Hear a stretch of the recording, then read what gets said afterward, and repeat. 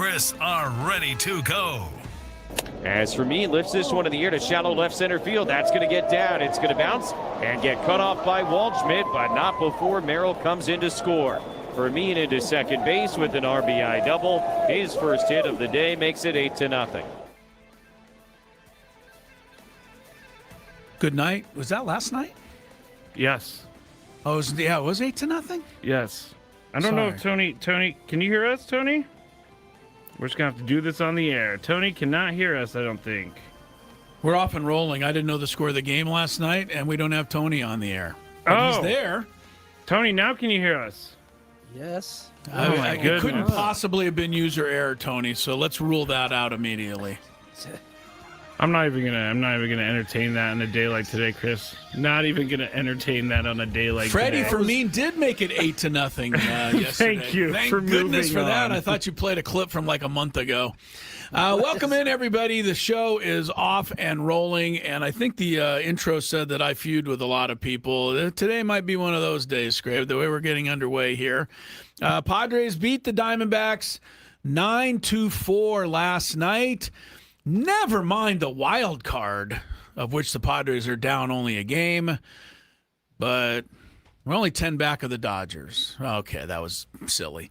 Dodgers have lost 5 in a row. They could be on their way to their 6th in a row, but they're trying to rally here in the 8th inning. They're trailing the Cubs 7-4. Max Muncy just hit a 3-run homer to get them somewhat back into the game. And I couldn't be happier to report that PCA has hit 2 homers in this game for the Cubs. Means Tony, 2 thrusts, Chris. that's at least 2. Tony's Yeah, doing for- the thrust. Now Tony's doing it. 2 pumps. Someone made a GIF of Chris doing the thrust and put it in the Skrabinator Discord. I had to mute that post because I cannot see it. I don't know that I should ever see it either. I want to see it. I'm gonna send it to you guys. I'm sure you'll I'm gonna all send see it it to and have a wonderful time. You guys, the things I have to put up with on this show, but it's worth every second of it. Welcome into Gwynn and Chris. At long last, welcome into Gwynn and Chris. Chris Ello, Tony Gwynn Jr. is, of course, in Arizona with the Padres, who will be playing Game 3 of the series tonight in a debut game for Casey Mize, just acquired in the trade deadline deal. Mr. Skraby is over here, and we are in the Bill House Studios, where we know how. One last quick news note, Matt Waldron claimed on waivers by the Toronto Blue Jays today. We might get into some of that later. But, Tony, I think the big question you had, I had, we had, can the Padres hit good pitching? I bet you Edgardo Rodriguez of the Diamondbacks thinks they can. They hammered him last night, 11 hits and 7 runs. That's a good sign. I'm sorry, I just saw the Why did you show him while I'm trying to ask him a question? I texted the gift to all of us, so now you can see it when you open up our text chat. You were really into this pump. I will Chris. never look at that ever once. Okay, I'm sorry. Hang on. How do you swipe something without having to look at it? No, you're gonna have to look at it at some point. Just look at it live on the air, please. I don't want to. I just want you to see it live on the How air. goofy I look. I mean, I've looked goofy before. Yes, you have. This is a top one right here. Yeah, This is top. it looks like I'm in some looks like sort of you're doing major pain. I'll head, say shoulders, that. knees, and toes. He does look like he's doing calisthenics.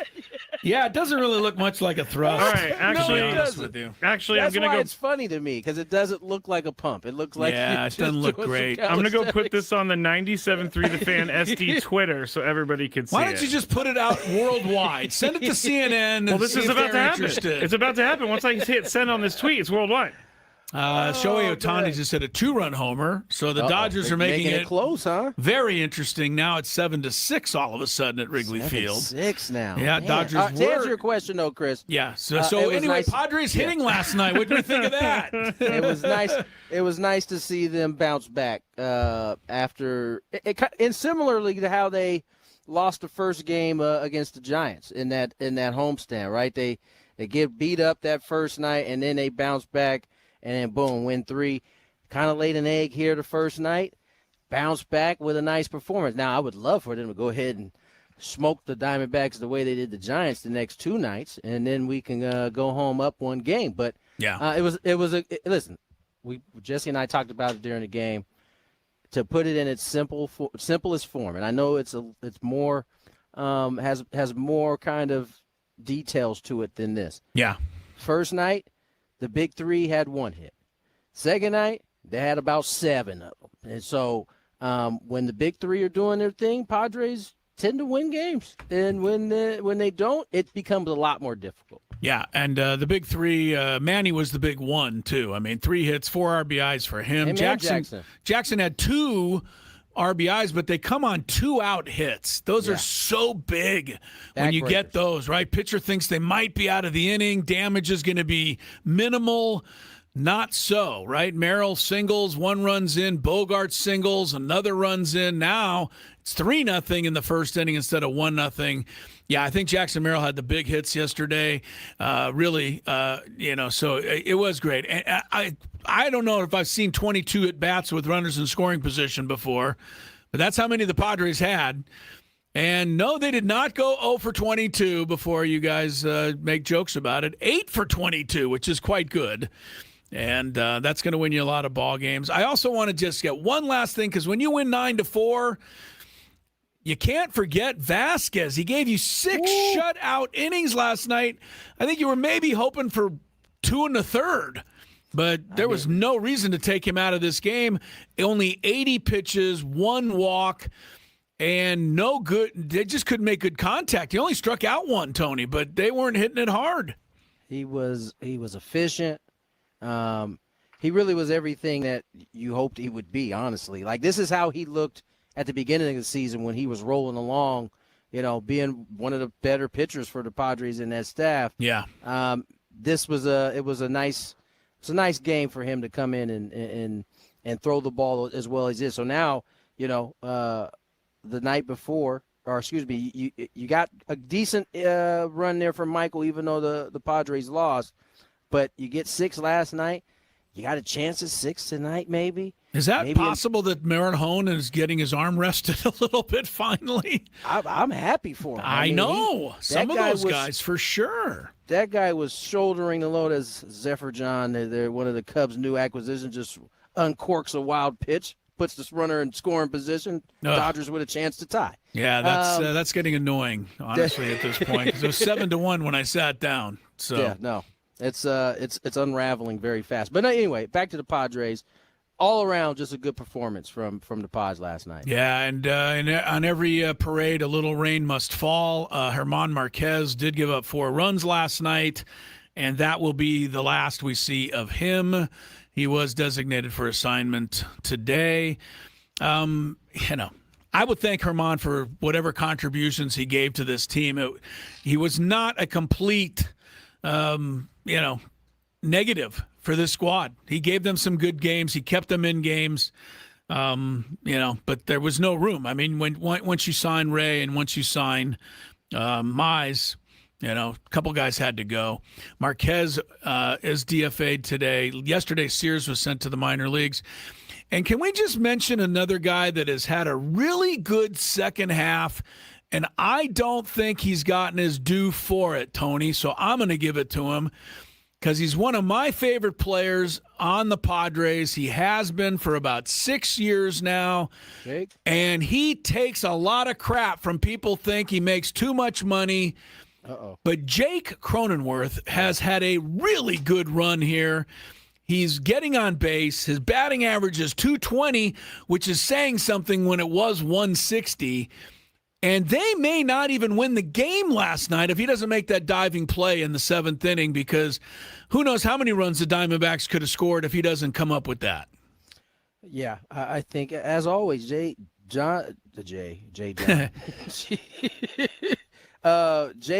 has always seemingly done like the dirty work, it seems like, for the Padres, right? I mean, he gets beat on a lot, and it's just amazing what you can do when you're not suffering from getting hit in the face with 98. Like, all of a sudden, cobwebs have cleared up, looking at a different hitter at the plate.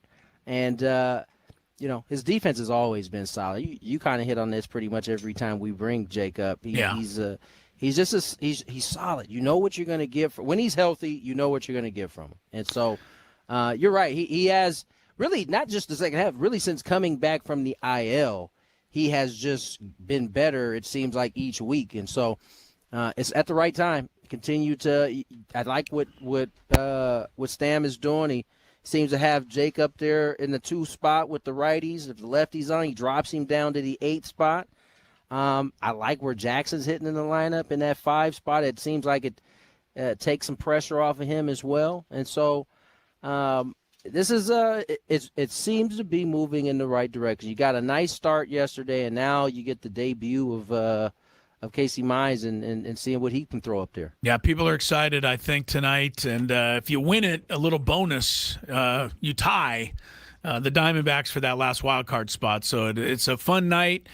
Just to finish up, Crony's got a 357 on base since the All-Star break. So in the number 2 hole, that's working pretty well. And, again, the rest of you out there, and you know who you are, who do not like Jake Cronenworth. And I think a lot of you, I don't think there's many people that don't like him watching him play. I mean, because he gives you such a great effort every night. You got to appreciate that. But a lot of it is his contract. That has nothing to do with him. That was what the Padres paid him. That's what his agent accepted. He goes out there and he tries to earn that every single night.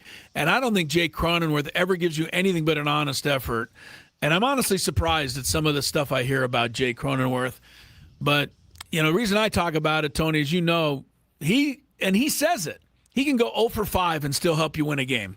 Yep. And that is a valuable guy. That's the mindset that he has. It's a unique mindset that he's gonna find a way somehow to help this team win a ball game, even if it ain't with the bat on a particular day. So, yeah, Jake's solid, man. Every manager wants a guy like that. I don't know why people hate on his contract. It's an easier contract to move if they want to. That's what I've been saying. It's not that bad of a contract. He makes money. Yes, he makes good money. I think that's just one of them lazy arguments. Yeah. Oh, he makes too much money. Yeah. Well, we hear it. Yeah. Well, we all do.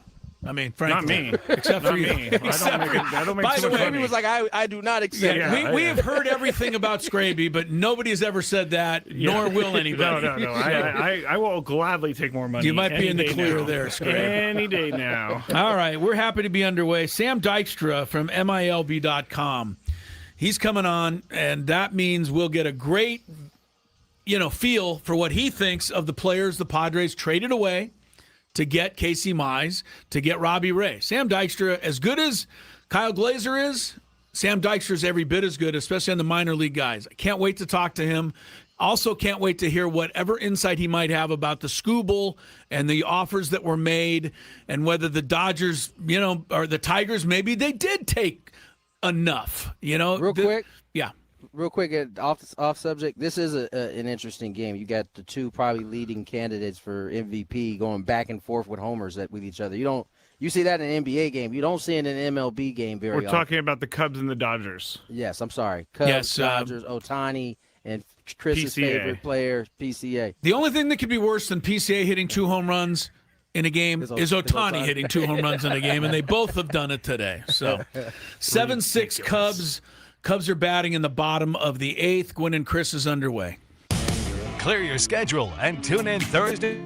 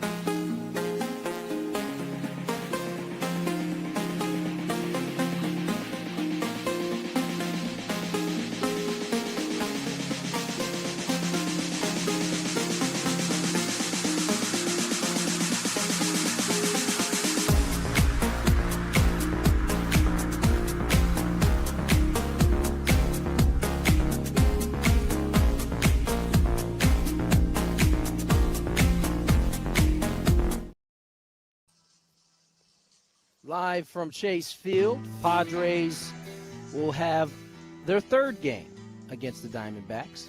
6:40 start. All 4 games, 6:40 start. West Coast baseball. They don't care nothing about you having to go home and play the next day. They just know you're close enough to get home pretty quickly. So throw a night game at you. Have a good travel day. Did they clear that with you, Tony? Because no, they did. They don't.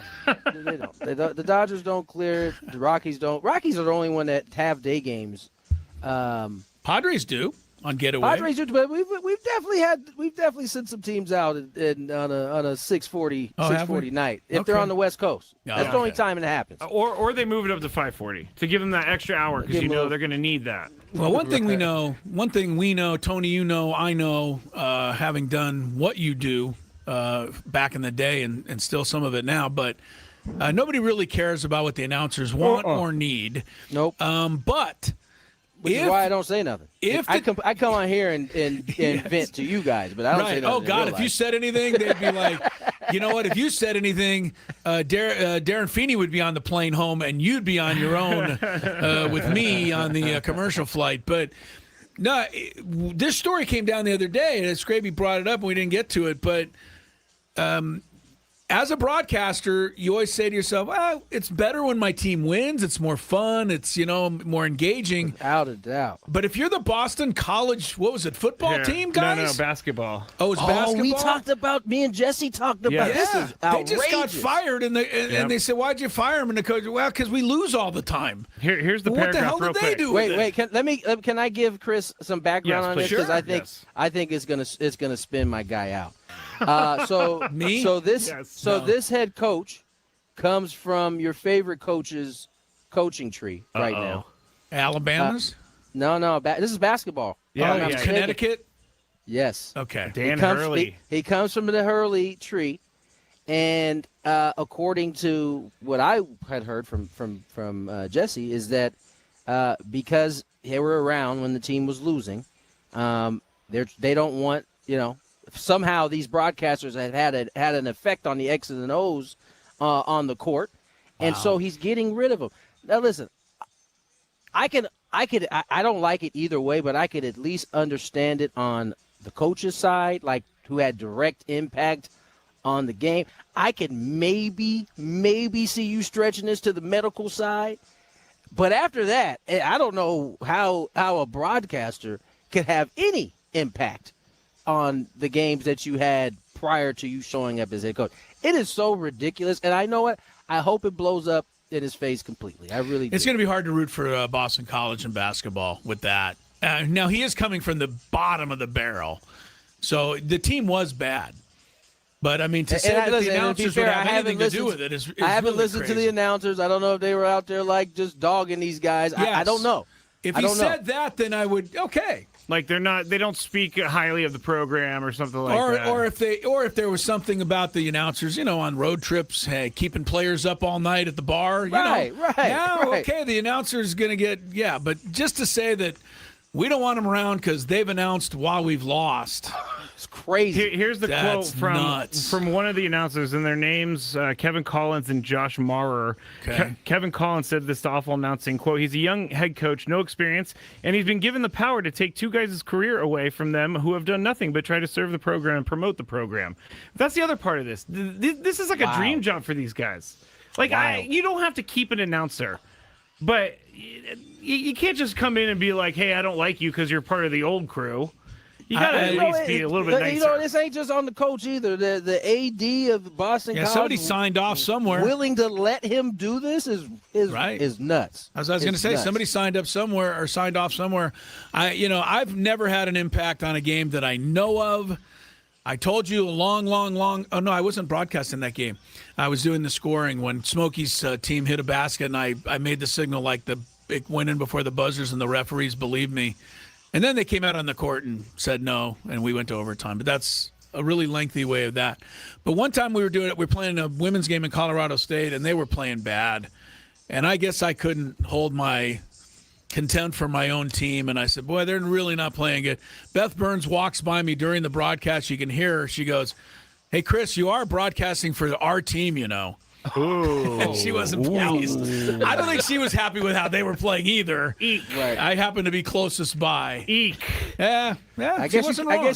I guess you can't. I guess you can't really whisper that. So No. on the broadcast, Hey. you kind of have to say it. I want a to little- tell you guys a little bit more about this now that we're talking about it because there's That's more fine. to Yeah, it. tell me more. Yeah, because I think it's an interesting story and it needs to be dealt with. That's how he would. They're not playing well right now, guys. Yeah. Hey, just between Ball you and swung I. over to the right side. Yeah, just between you and I and the listeners here. So these guys apparently when this guy got hired, they tried multiple times to meet with him, break the ice, and try to save their jobs because they kind of figured that they were going to be out. So I guess they tried to meet with him, and he kept making excuses as to he's off doing recruiting. They tried to pay for a catered lunch so that they could force him into some time. He didn't want to do that either, and they basically got no reply until August 1st about all of this. So it just seems like, and again, we don't know these broadcasters, but it seems like they were treated pretty poorly. I would have to say they bad. were, and we shouldn't be talking this much about this because I don't want any other coaches within earshot getting any ideas. Thinking about it, yeah. Yeah. Let's move on. Let's move on quickly. Dodgers Cubs won, yeah, okay. Boom. Yeah, that's over. Dodgers have lost six straight. Hello. Not mad Sorry at that. about that. I Yeah. am. You know what? There would be nothing better. And I don't usually play in this field, but I would love nothing better for them to somehow just blow. I want it to be us, but it wouldn't even have to be us at this point. If they blew that lead, as much craziness talk I got from Dodger fans for just simply said that it was a rivalry, it was the best one we had in the game. Oh, it would thrill me nothing more than I'd probably make a reel out of it. I'd go back to that account. I'd take all kind of screenshots of the comments. Oh, and I'd have myself a fun old time. So I'm just going to keep my mouth shut until then, though. By the way, if you're wondering why the Dodgers are having a good season despite losing 6 in a row, this was the first time all year they've been swept in a series on the road. Huh. We are in August. Isn't this back-to-back sweeps for him, too, back-to-back right? Well, the other one was at home. Yeah. But this was the first one on the road all year. Yeah, Boston swept them at L.A. and Tariq Skubal, the curse of the Dodgers. I wouldn't be curse. surprised. What? The curse. Can I ask you a quick question? Uh-oh. Me or Tony? Both of you. Because I want this game. The Dodgers are down 7-1. In the 7th inning, Andy Pages out. Freddie Freeman out. Into the game to play the last couple of innings, Alex Call and Kike Hernandez. Guess who came up to bat with the tying run on base in the 8th inning? Alex Call and Kike Hernandez, rather than Andy Pages and Freddie Freeman. Does Dave Roberts have to answer for that, or did he just do what any good manager would do and give his guys a little day off in a blowout? I would say that he doesn't have to answer for it. He's won 2 titles, and this is what every good coach does. The difference is when our skipper does that, he gets questioned because he doesn't have the credentials. But all the managers are making pretty much the same moves almost across the board like that. So, I don't think he owes anybody an explanation. I agree with you, Tony. By the way, they got back in the game after he made those changes. Even if those spots came up in the tying run, they got back into the game with those guys. Because the Padres do that, and they should. Fernando went out of the game early last night. Yeah. Gage Workman made his debut. Poor guy. Didn't Double go play. great. Yeah. I can imagine being traded to a team and just I'm being honest, genuine about this. Just trying so hard to make an impact in my first 2 at bats. I don't think we've given up on you after 2 at bats. No. That's But true. personally, I would feel like you I want to let get people off to a down. good start Yes, for yes, sure. Yes. Did you see Dalton Rushing is going to be out 4 to 6 weeks, or at least they're shutting him down thoroughly? Are you saying that UCL, right? Yep, UCL injury. Are you saying that you're saying that with a smile on your face? There's no smile on my face. It's just. Are you saying that karma got a?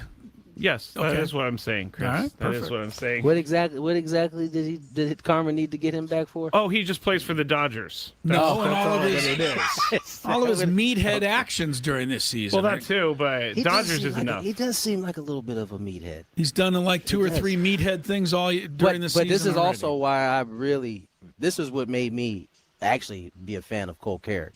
Honestly, before any of the actual baseball, because he stuck right in. he there was with the him, first yeah. one to be like, "Hey, man, stop being a you know what."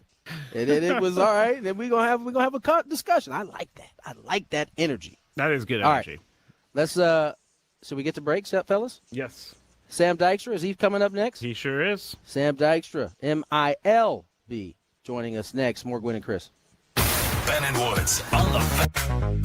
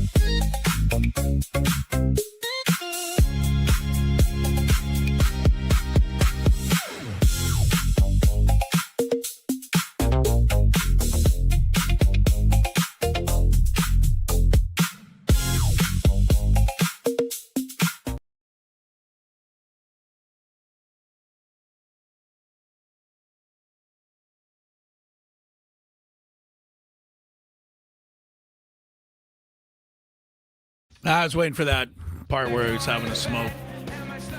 I don't know why. Welcome back to Gwynn and Chris. 2:36 is the time. Tony Gwynn Jr. is in Arizona. Chris Hello, Matt Skraby together in the Bill House Studios. We know how. All guests, I should say, on the program. Join us on the SDCCU fan hotline. It's not big bank banking. It's better. And on that hotline, Sam Dykstra from MILB.com, probably the most well-informed guy on minor league baseball I know. And I'm looking forward to hearing his thoughts on what the Padres gave up to get, among others, Casey Mize, who makes his Padre debut tonight, the native of that whopping metropolis, Springfield, Alabama. Tony, did you get any games in Springfield, Alabama while you were running around down there in the South? Birmingham, Huntsville. Montgomery, Huntsville. I think that's it. You got a lot of them, but you didn't get Springfield. Mobile. I got Mobile in there, too. Oh, my gosh. Springville, Alabama is tiny, Chris. I just said it was a major metropolis. Yes, for sure. Population was 4,786 in 2020. Well, that means it's 4,785 now because he doesn't live there anymore.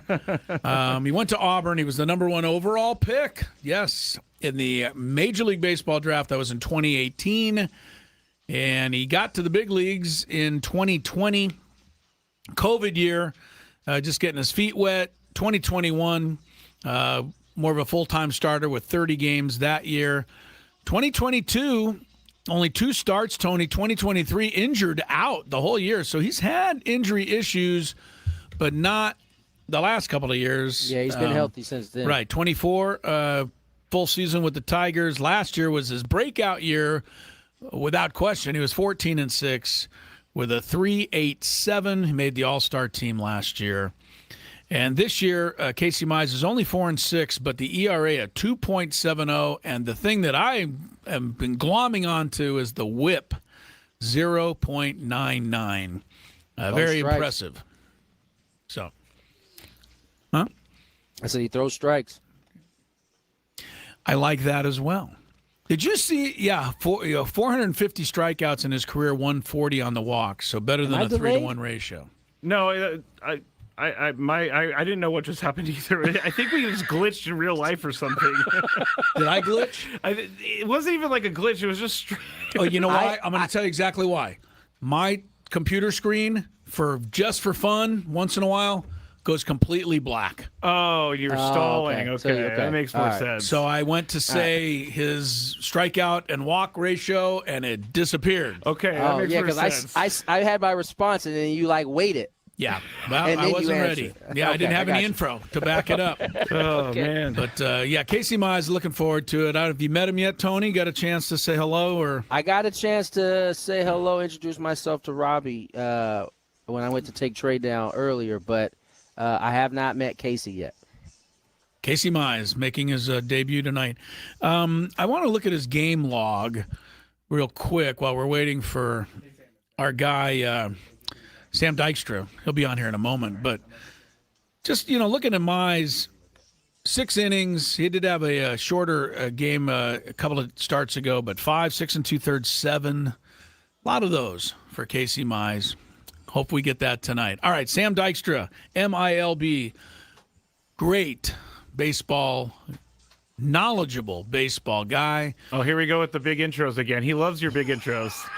Yeah, by the way, sorry. All right, Sam, you ready? I'm ready. I'm ready whenever you guys are. I always do give him a big intro Wait and sit back. because I'm a Sam fan. All right, Sam, I'll just give you the first crack here. Padres, obviously, trade deadline. All of us want to know what your thoughts are on what they gave up. It seems like Cash Mayfield may come back to hurt someday. Miguel Mendez as a pretty good pitcher and potentially. And the other one that a lot of the, quote, experts here are saying they're going to miss is Janelle Hernandez, the shortstop, who's not going to be ready for 5 years, but people are worried about that. So where do you sit? Yeah, I mean, what was the story everybody in the Padres organization was selling before the deadline is if we are buying, we think we have the prospects to do it. And looking at the top of their list, yes, it was pretty rough after that. But there were some interesting pieces. Cash Mayfield being, a left-hander going to Detroit with a really, really good changeup. Solid results this year, pretty good last year as well. You could see him eventually becoming maybe a number 4 starter, but he hasn't seen Double-A or Triple-A yet. Miguel Mendez, really, really good fastball, really good slider. Upper 90s with the fastball, but he's dealt with some injury issues this year. Easier to lose a guy like that. And then Hernandez, who, like you said, going to the Giants. I had heard really good stuff about him coming out of the DSL. I thought, maybe this will be the next big bat for them. There's power potential there, strong arm, good running ability. But he's 17 years old. He's not going to be 18 until next March. I mean, I think that's easier to deal away, and you worry about the consequences down the line. But I think they didn't deal any.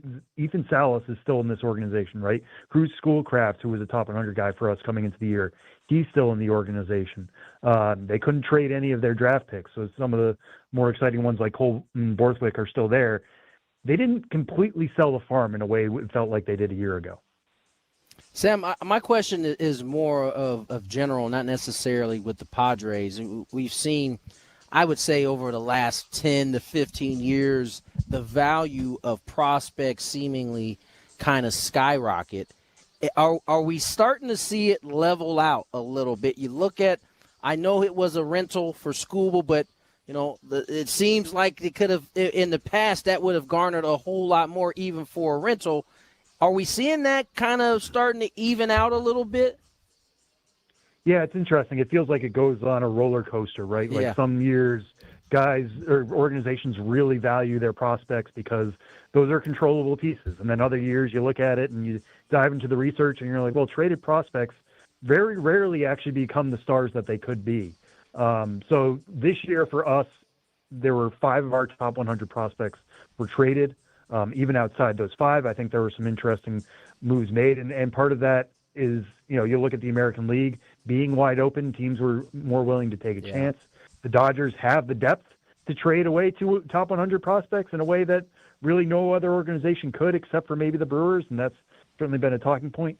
So I think everybody realizes this year is pretty open, and they were willing to deal prospects in ways that they aren't always willing to do so. And you look at the ones who were moved, we don't have a Leo DeVries this year, right? Like, I like Zaire Hope a good amount, but we don't have a top 5 guy moved. So even at the upper echelon, we didn't see the really, really great prospects traded this year. Sam Dykstra from MILB.com. Nobody knows more about minor league baseball than Sam. I want to. Well, you brought this up. I was going to go to the Dodger trade, but I'll leave it for Tony because you mentioned DeVries, and I've heard nothing but that this is the next greatest player, and I'm not saying he won't be. I don't know. I've never really watched him. I know he had a good game in the Futures game. I know he's young. I know the Padres, got Mason Miller, and I'm pretty happy because in my way of thinking, the Padres now to this point have a year and a half of basically free Mason Miller because DeVries still is not with the Athletics. So where is he in your mind, and how much is it going to hurt once he does, get to the big time?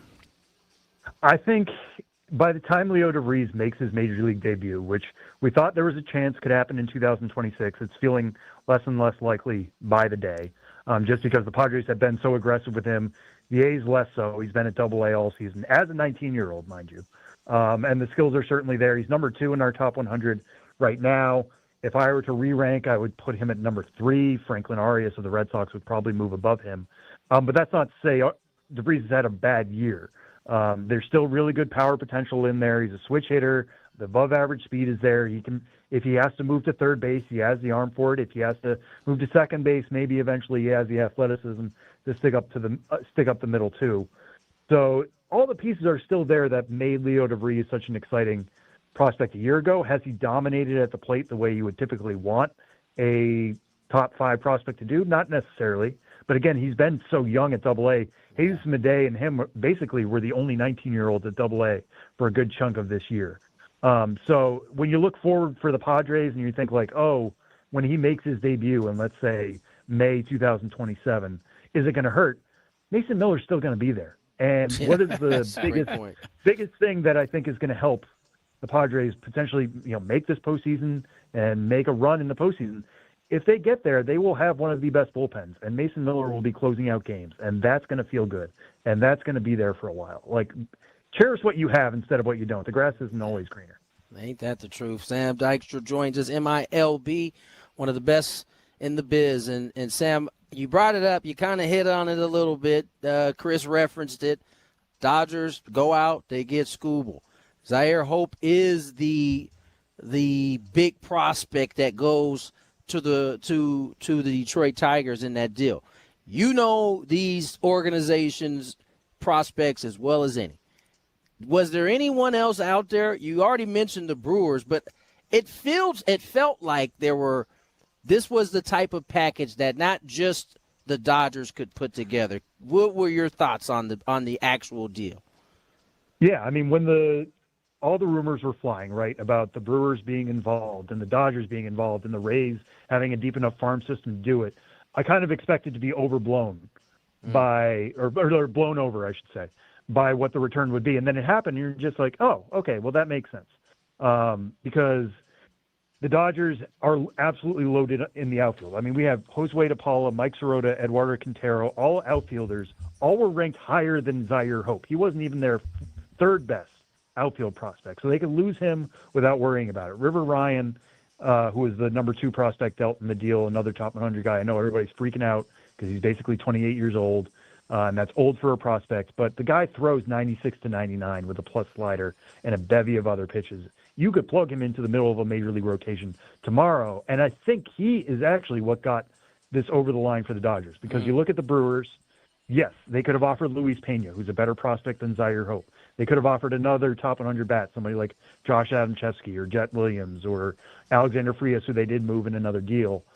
And they could keep adding on to that, but they didn't have the pitching prospect quality of a River Ryan. And I think the Tigers losing Skubal, they were going to lose him in free agency anyways, but they wanted somebody they could put in their rotation for a long time. And yes, River Ryan's going to be 28 years old by the time he gets in that rotation, but he's going to be in there for his prime years. He's not going to hit free agency until his 30s. And that's not a problem for the Tigers. They can let him go at that point, but they're going to get him in the middle of when everybody else will be trying to sign him as a free agent for his prime. They're going to get that on a rookie contract.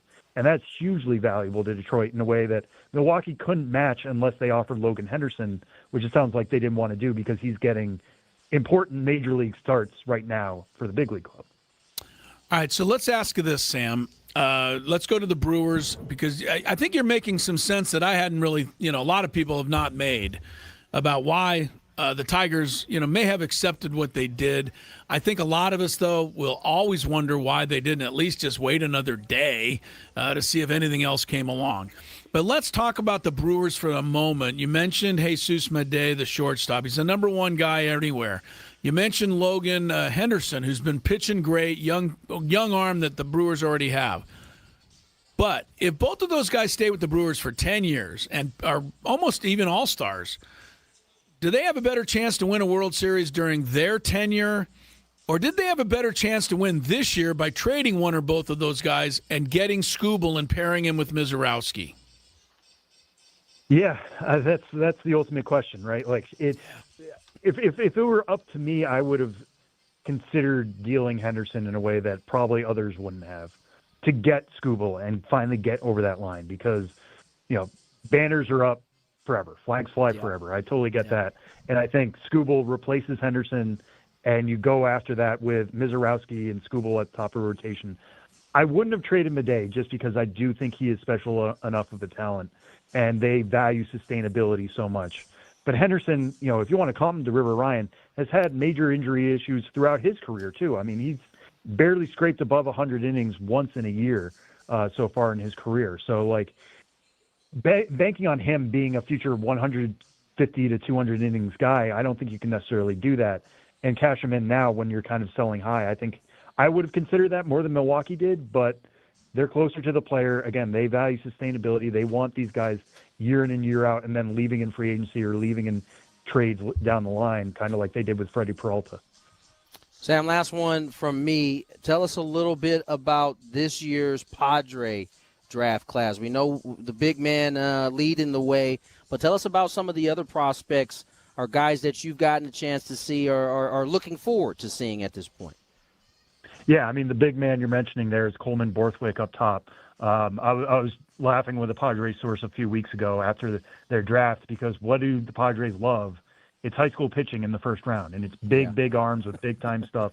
You saw that last year with Cruz Schoolcraft, who is I think he's taller than 6'6". Yeah, 6'8", and Borthwick is 6'6". Like they are building a front court with their first-round picks, and so the fact that he was available there, they can get his stuff, work it on it from there. They know it's going to be a long road. Maybe, a year from now they get him to a decent place, and we're talking again about them moving at the deadline. We'll see. But, that's an interesting arm. They kind of like to let those arms fall to them. People don't love drafting high school pitching in the first round because it's a risky demographic. But at a certain point, the balance starts to tip the other way where there's real value in those guys because they have the talent. So the Padres drafting 21 are able to pick those ones up. Elliot Lachelle's who they got out of Canada. They really like him because he got to go on a tour of spring training sites and compete against pro-style pitching already and performed really well in that environment in terms of his hit tool. They think that's going to translate pretty quickly in a way that the industry just kind of missed on. So they thought he would be available in the second round. They were very happy when he was. Took him. They think they can plug him in, in the middle infield somewhere. And then Ryan Lynch, their third-round pick, is a really interesting one for me just because I wonder if he's going to be a starter or a reliever. I think they're going to try him more in a starting role just because you might as well. But he's looked better in the past as a reliever at a college, so we'll see how things go for there. But at least that's another live arm, and he was a sophomore signed, so he's a little bit younger than some of the other college picks you would get out of big-time programs. Sam Dykstra, we appreciate the time as always. Can I just give you one quick one? We got like a minute and a half left. Dodgers are the best farm system. Dodgers are the deepest. Dodgers get the player. Is there anybody who can ever catch them, and what's going to have to happen?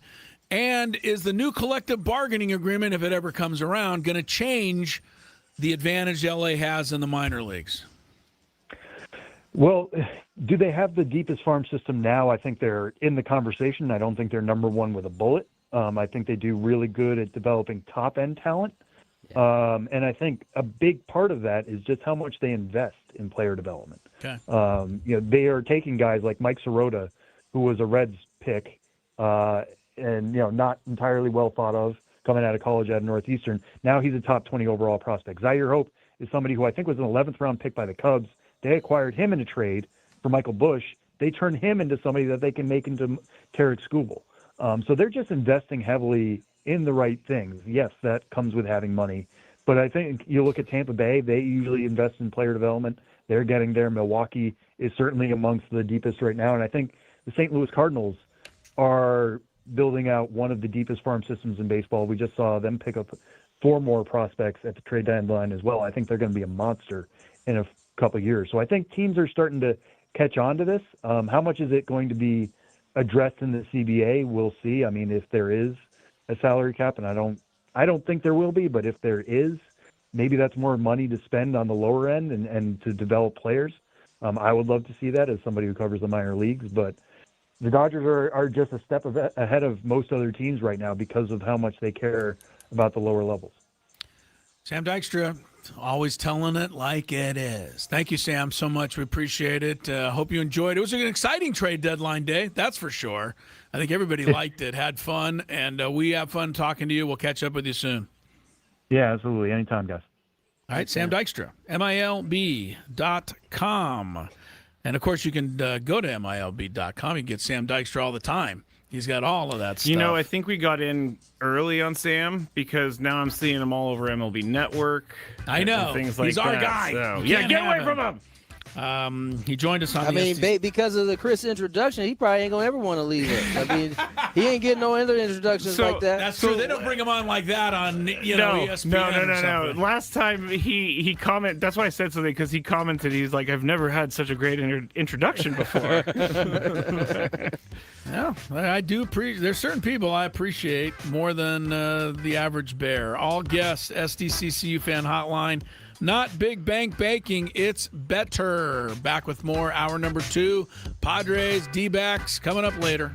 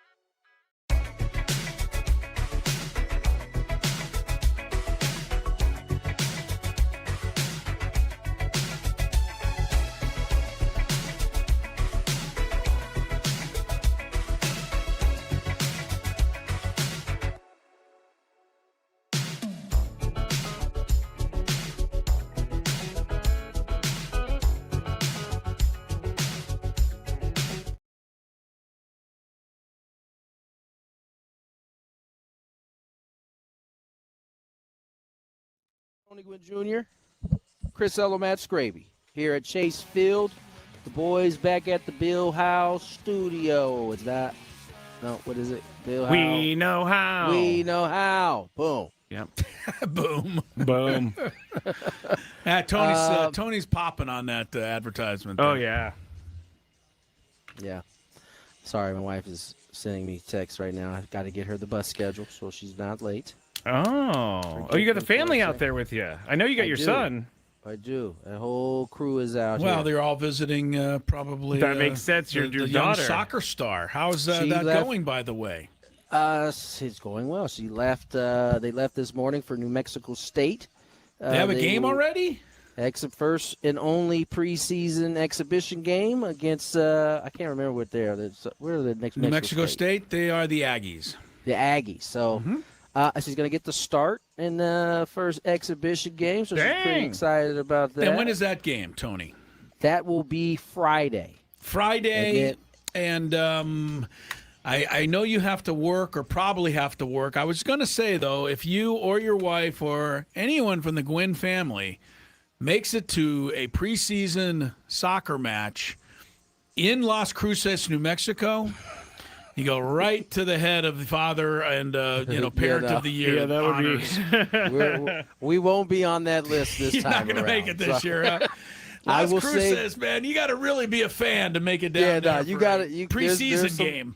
There's some wheel that's going to take place to get to Las Cruces. Yeah. I will be going to the home opener, which is a week from, I believe today, right? August. Goodness, 12th? I can't believe it. I can't believe it. Week from tomorrow. Women's soccer always starts way before the actual, rest of the world starts. I guess I had no idea. Yeah. So Grand Canyon, are they coming out here at all for anything or no? They come out to Cali. They go to Irvine after their first 5 home games, and then they go on their first road game. It's at Irvine, but you see Irvine. Closest. I can make that, Tony. Skraby wouldn't mind doing the show. I won't be able to make that one. I think the Pods. We are on the road. I believe we were in Tampa at the time. Oh well, you couldn't be any farther away. Yeah. Well, if you'd like, I'll go in your stead. I'm sure that's fine. I'd feel love great for you with guys me to go sitting support. up there. Go is Chris in the stands. Go. And then I turn to somebody. Which one's Michaela? I'm rooting for her, man. We have a sports court later, and a wife is not happy with her husband's cheering at games. So we'll get into that. He's not a good cheerer. No, apparently what he is he's a coach from the sideline, and he's not actually a coach. Yeah. Hit the gap, like screaming stuff like that. Yeah, I can already rule on this one. You don't even need to read me the complaint. He's going to get a ruling before we even get to court. You may get a ruling before we ever get there, for sure. Do you guys want to do? Are we doing daily gambit? What are we doing here? We could do some gambit. Yeah. We haven't done. We've been really bad with the gambit lately. The gambit is taking a hit from you guys, man. Yeah, we went a week without a show. Yeah, basically. Yeah. So it took a little time off.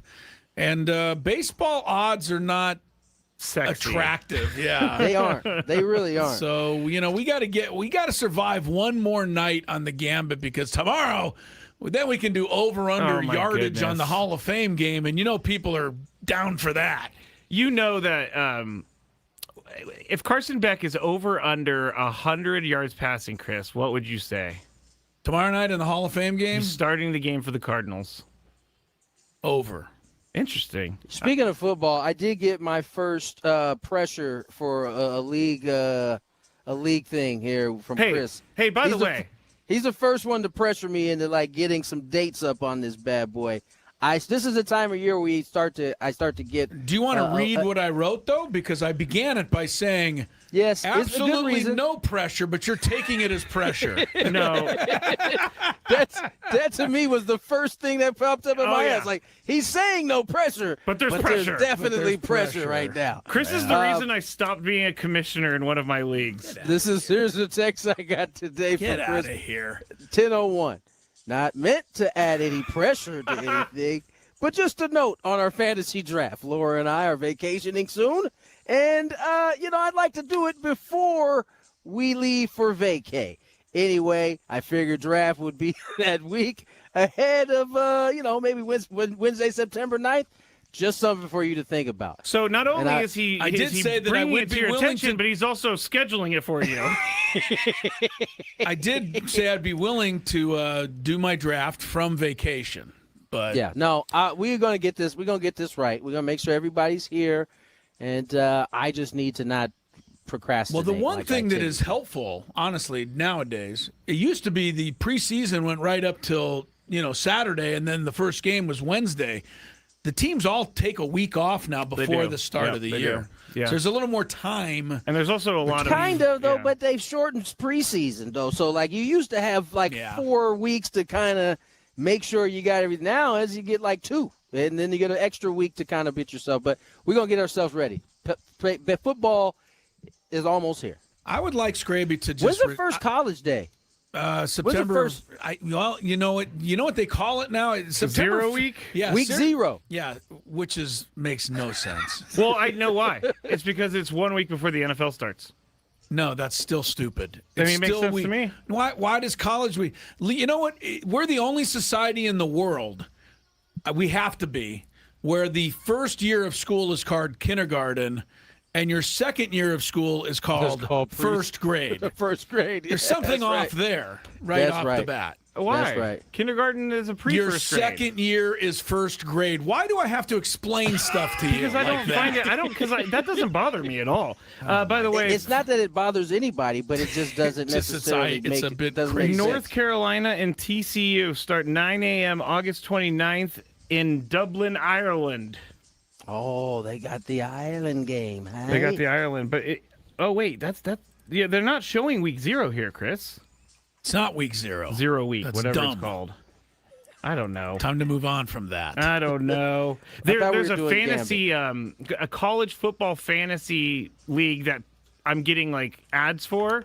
I can't even. I can barely do the NFL. Can you imagine trying to do college football fantasy? How could you keep up with the running back from Virginia Tech or something, and he's hurt? And yeah. Is he catching screen I got to passes? go get the Chippewa State guy. Man, you'd have to really be into it to do that. I mean, I'd pick Lucky Sutton for fun. He should have a good year for the Aztecs. You know that. You know them. I mean, that's the easy thing to do. Pick San Diego State guys. But if somebody else takes them, I'm in deep trouble.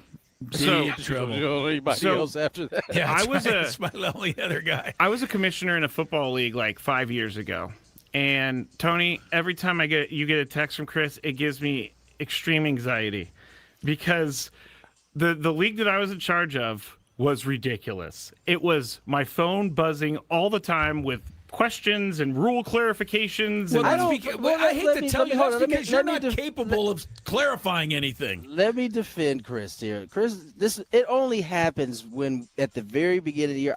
I very rarely get texts or John does. John from KSOS. John does.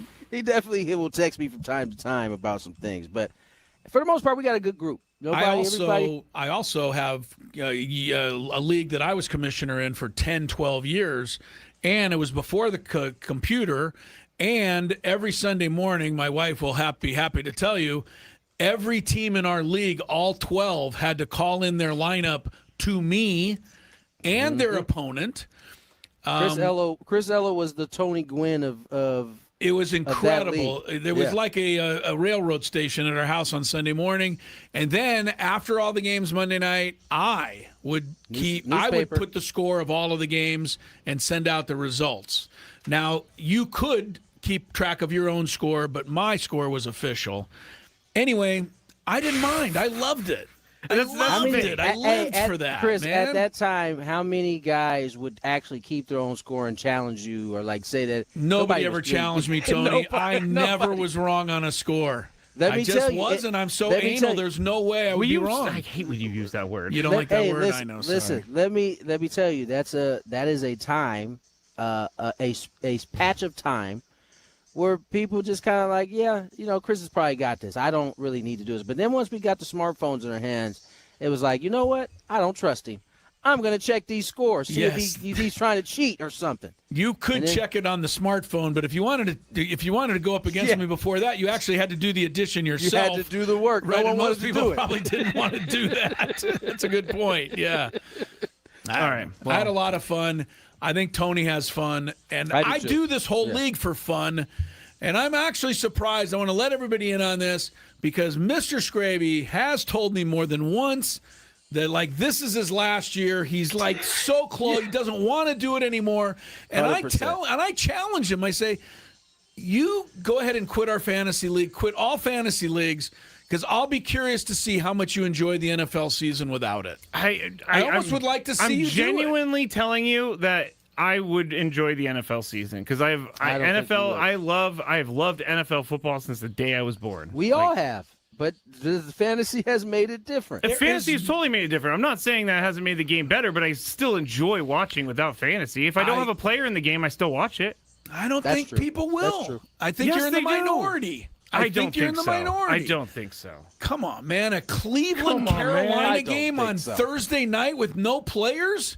I'm watching it.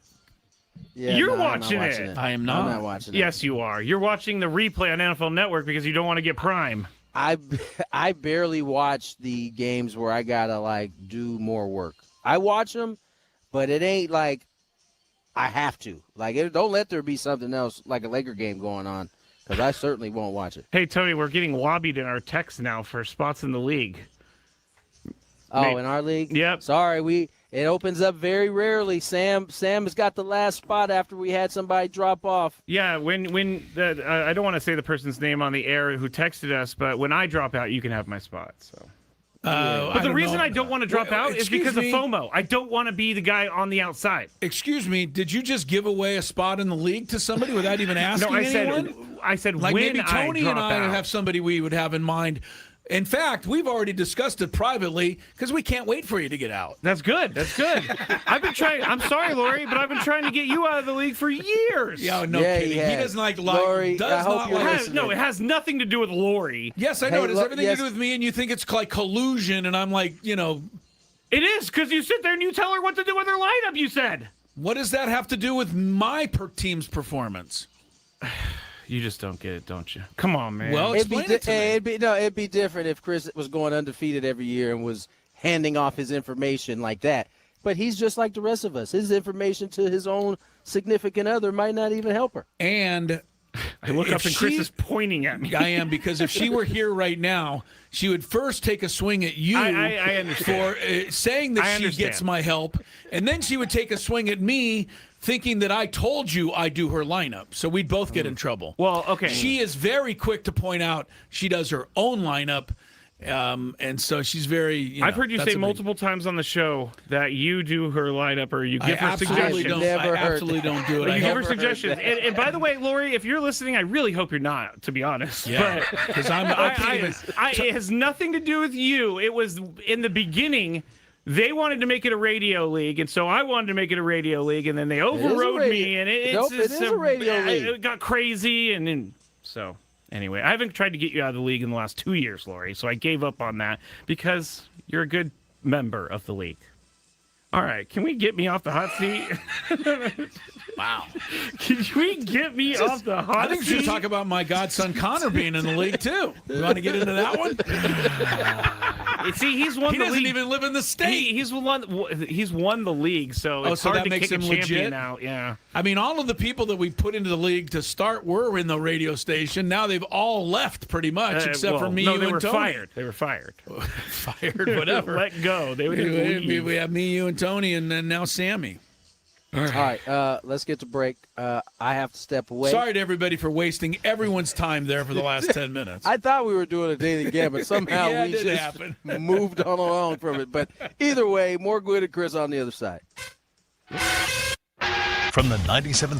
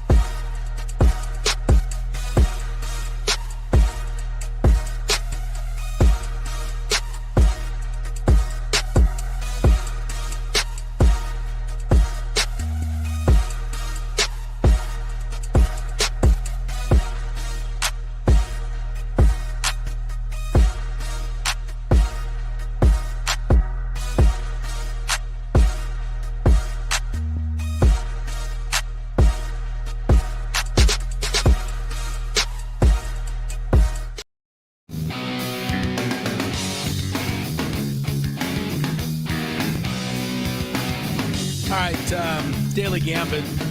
We're getting to it. Better late than never. Welcome back to Gwynn and Chris. Chris, hello.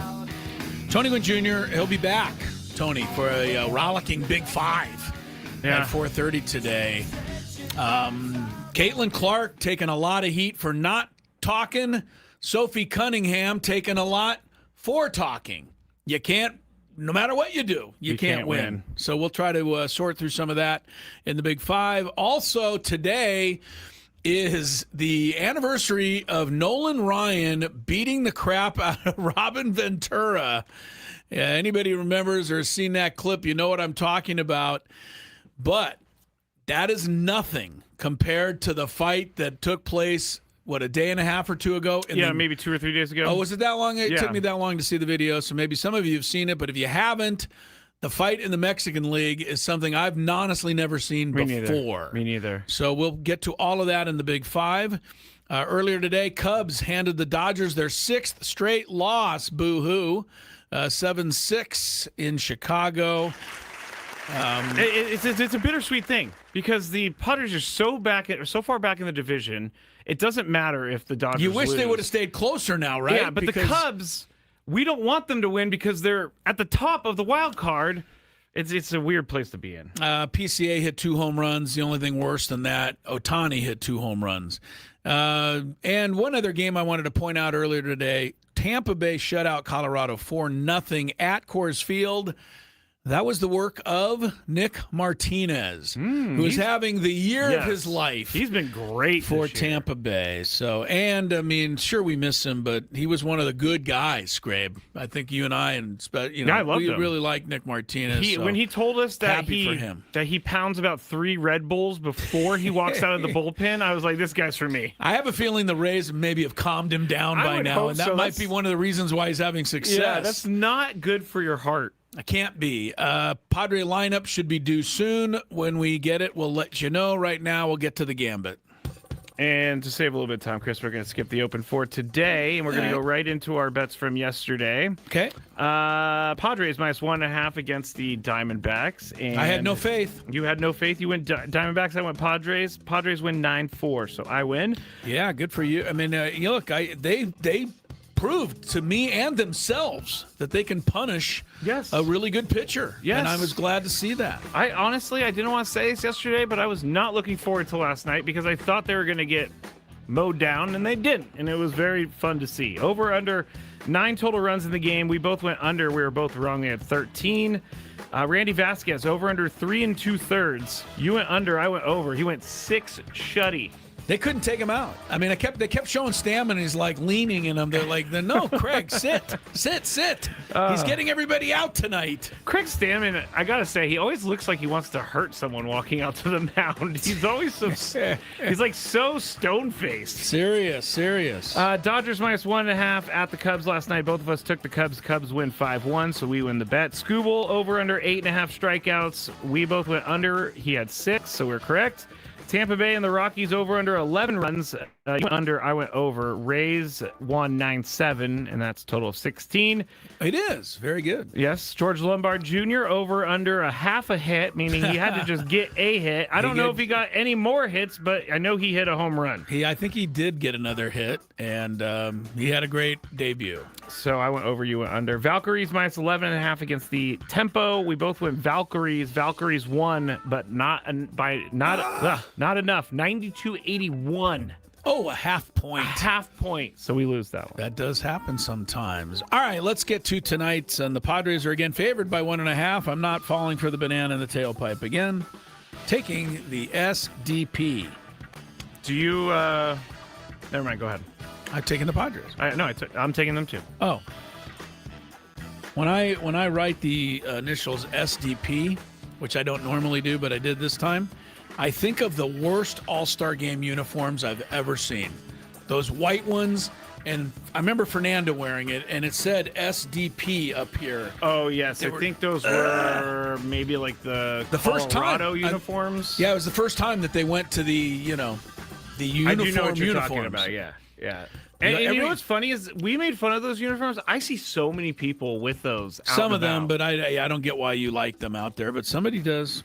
That's true. I mean, the MLB made money. That was the idea of it. That was the idea. The rest of us had to pay the price for their greed. SD Arizona 8.5 runs tonight. 8.5. We got Mize. We got a young guy for Arizona, Brat. He's a lefty. Oh, that Brat. Yeah, I don't know a lot about him. I think Casey Mize is gonna. I'm just hoping that shuts it down. So I'm gonna say under. Under. I'm gonna go under also. Casey Mize, 5 2/3 innings pitched. Ooh. If he gets 2 outs in the 6th, he didn't have to complete the 6th. 5 2/3, he goes over. He's been saving up for 10 days. Tonight's the night. Go get him, Casey. He's going over. He's going over, huh? Yep. Scrape. I feel like he goes 5 no matter what. If he gets to 5, he goes 5. That's my thought. So he's out. You're saying under. Yeah, I'm saying under. It is nice to know that Morejon got to rest like 2 whole games without having to come in. Yeah. That should hopefully serve them well. Paul Skeens facing the Brewers tonight. Couple of interesting things here. One, do you know which team has the best record in all of Major League Baseball, The Brewers. Scraby? Yeah, it's the Brewers. They're the only team with 70 wins. They have blown past the Dodgers during this Dodgers 6-game losing streak. You know, the Brewers finished ahead of the Dodgers last year as well. They've had one of the best records in baseball like each of the last 3 years. It didn't do them any good because the Dodgers swept them in the championship series. Yeah. On the other hand, what has happened to Paul Skeens? He is more than mortal this year. Yeah. I mean, if they put him in the Cy Young running this year, it would be what do we like malpractice, right? It would be, yeah. He is 9-9, which is okay. 3.90, which for Paul Skeens might as well be 9.90. So he was like a pitched- sub-2 ERA guy the last few years. Yes, he was. He still does have 156 strikeouts, so in 107 innings. Wow. So even though it seems like he's struggling, for him, the numbers aren't bad. The ERA is the only thing. Having said that, I'll take him over 8 strikeouts. I didn't know he had that many strikeouts. Yeah, I'm going to go... But against the Brewers. You know what? I'm 8 going Ks. to go under, He says. All right, we have one more thing in the Padre game. Corbin Carroll. I saw this yesterday. Of all, and I shouldn't even say it, because I'm going to get letters tonight. I'm going to get You're going to get texts and letters? tweets. Not letters. Nobody gets a letter anymore. That used to be the same. I'll send you a letter if you want. Would you send me a letter? If you send it, I won't get it tonight. That's true. It's going to have to go through the post office. Right. But I'll get some texts and tweets tonight, because I'm going to point it out that since the middle of June, like almost 2 full months, the worst hitter in Major League Baseball batting average is Corbin Carroll, who's like a superstar. Why are you going to get bad notes about this? Because tonight he gets 2 for 4, and everybody's going to say, "Oh, you jinxed it." I see. Okay. Yeah. All right. That totally makes sense now. Yeah. And he's also 0 for 9 in the series. It's been a struggle for him all of a sudden. But 1.5 is his runs, hits, RBIs tonight, Skraby. Over Runs, under 1.5. hits. No, I'm gonna say he goes under. You're gonna say continues to slump. Yeah. Yeah. I'm gonna say over because I know I'm gonna get the texts. Chris, First pitch, homer. that'll put him over right Nothing there. could be as bad as Bob Scanlon talking about Michael King not giving up a home run, and as soon as Bob said those words, Michael King gives up a home run. Oh, yeah, it's happened to every broadcaster, and we have no say in the matter, although people think we do. Yeah. Atlanta 6.5 over Phoenix. We're on to the WNBA now. The Atlanta Dream, wherever they go, that means that Angel Reese follows. And Angel is polarizing, to say the least. Not right now. Why? Everybody's against her because she gambled on the game? No. I'm saying that there's more polarizing figures in the WNBA than she is right now. Yeah, we'll get into that in the Big Five. Atlanta's 18-11. They're home to Phoenix, 12-19. I don't know who to take. I'll take Phoenix because Kelsey Plum just went to Phoenix. Yeah, she said she's very excited. What about you? Atlanta minus 6.5. I'll go with Atlanta. All right, and then Kelsey Plum minus 2 points versus Angel Reese. Is it me? Yep. I'm gonna go with Kelsey Plum. I'm gonna take Angel Reese because I don't know. She's having a pretty good year. She's averaging like 14, 16 a game. I mean, along with all of the me bounds. Yeah, what's her field goal percentage, I wonder? If you judge it by Twitter, her field goal percentage is like 11%. Oh, because everybody... They just put all these videos together of her missing every shot, but I'm sure she doesn't miss every shot. She's actually 43% field goal percentage isn't bad. 43%. That's not bad. Angel Reese is having a really good year, and I think there's some haters that just are never going to like Angel Reese. She had a 46% field goal percentage last year. I got her at 16.1 points, 11.8 rebounds, average. Yeah. That's damn good. Really, it is. She should pass a little bit more, though, and it'll get her assists up if she... But they're giving them the ball in the post. They don't want her to pass out of the post. I know. Her 3-point percentage, 14.7. She might want to start driving. She only the takes ball. an average of 1 a game. Yeah, so. but she doesn't make it. All right, more Gwynn and Chris coming up. What do we got?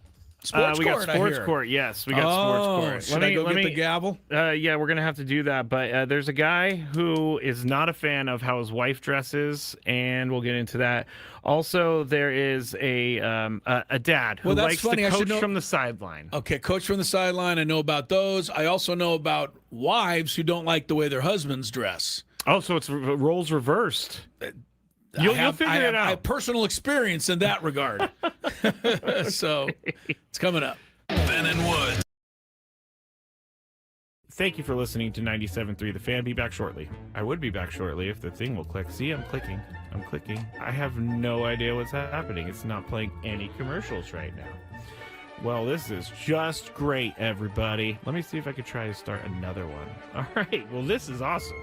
On the air right now with no help. And there are no commercials to be played. Actually, you know what I'm going to do, everybody? You're getting a real live thing right here. This is real live Matt Skraby. I'm going to have to restart Wide Orbit real quick. So, goodbye, Wide Orbit. It's not even closing. I'm going to text Adam, and I'm going to say, Adam, I tried to go to break, and the commercials did not play, and the program won't shut down. Oh, you know what I'm going to do? I'm going to have to do some Control-Alt-Delete over here. Control-Alt-Delete. Okay, I got it. Task Manager. It's not coming up. There it goes. Task Manager came up, everybody. I have no idea. I'm way too generous with my stroke giving. Never mind. Are you really? Never mind. Wait. I did not mean for that to happen. I did not. That sounds like a promo to me. Skraby's giving out strokes. I can't wait to hear that one. I'm going to laugh for a while on that one. Nate says, Skraby, maybe you should date her. You might be a generous stroke giver, but I don't think she really wants to leave her boyfriend for that. All right, that was good. In full disclosure, I'm reading this. Tony can't gather himself right now. That was a good one, Chris. That was a really good one. So I saw this at 7-Eleven, and I had to get it. It's called the One Chip Challenge. It was sitting there in the aisle, and I thought, why not? Because I am into spicy stuff. But this thing looks pretty hot. I'm not going to lie. It says a Reaper pepper and a Scorpion pepper. It's also in the shape of a coffin, which doesn't make me very happy about that. It doesn't make me feel good. Oh, extreme heat, it says. I'm going to try a little bit first, just so I don't die, I guess. That's the thing I'm saying. This looks... I don't even know if I should be eating this. It looks like it has mold or something, but let's see how hot it is. Let's go. There's a little bit of spice there. It's going. Oh, man. This is hot. Not that bad, though. I still have this side to go. It is getting hot. I'm not gonna lie. My mouth is like getting crazy. Now it's kicking in.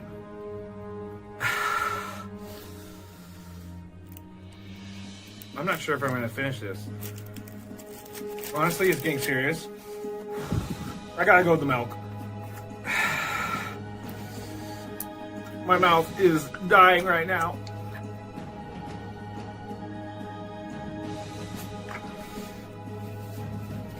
Yeah, this is not fun, guys.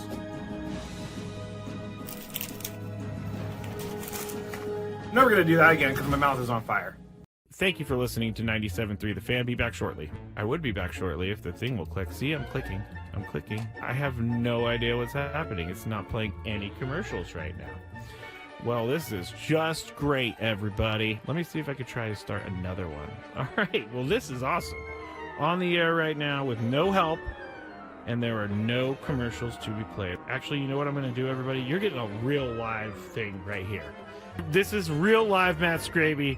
I'm going to have to restart Wide Orbit real quick, so goodbye, Wide Orbit. It's not even closing. I'm going to text Adam, and I'm going to say, Adam, I tried to go to break and the commercials did not play, and the program won't shut down. Oh, you know what I'm going to do? I'm going to have to do some Control-Alt-Delete over here. Control-Alt-Delete. Okay, I got it. Task Manager. It's not coming up. There it goes. Task Manager came up, everybody. I have no idea. I'm way too generous with my stroke giving. Never mind. Are you really? Never mind. Wait. I did not mean for that to happen. I did not. That sounds like a promo to me. Skraby's giving out strokes. I can't wait to hear that one. I'm gonna laugh for a while on that one. Nate says, Skraby, maybe you should date her. You might be a generous stroke giver, but I don't think she really wants to leave her boyfriend for that. All right, that was good. In full disclosure, I'm reading this. Tony can't gather himself right now. That was a good one, Chris. That was a really good one. So I saw this at 7-Eleven, and I had to get it. It's called the One Chip Challenge. It was sitting there in the aisle, and I thought, why not? Because I am into spicy stuff. But this thing looks pretty hot. I'm not going to lie. It says a Reaper pepper and a Scorpion pepper. It's also in the shape of a coffin, which doesn't make me very happy about that. It doesn't make me feel good. Oh, extreme heat, it says. I'm going to try a little bit first, just so I don't die, I guess. That's the thing I'm saying. This looks... I don't even know if I should be eating this. It looks like it has mold or something, but let's see how hot it is. Let's go. There's a little bit of spice there. It's going. Oh, man. This is hot. Not that bad, though. I still have this side to go. It is getting hot. I'm not gonna lie. My mouth is like getting crazy. Now it's kicking in.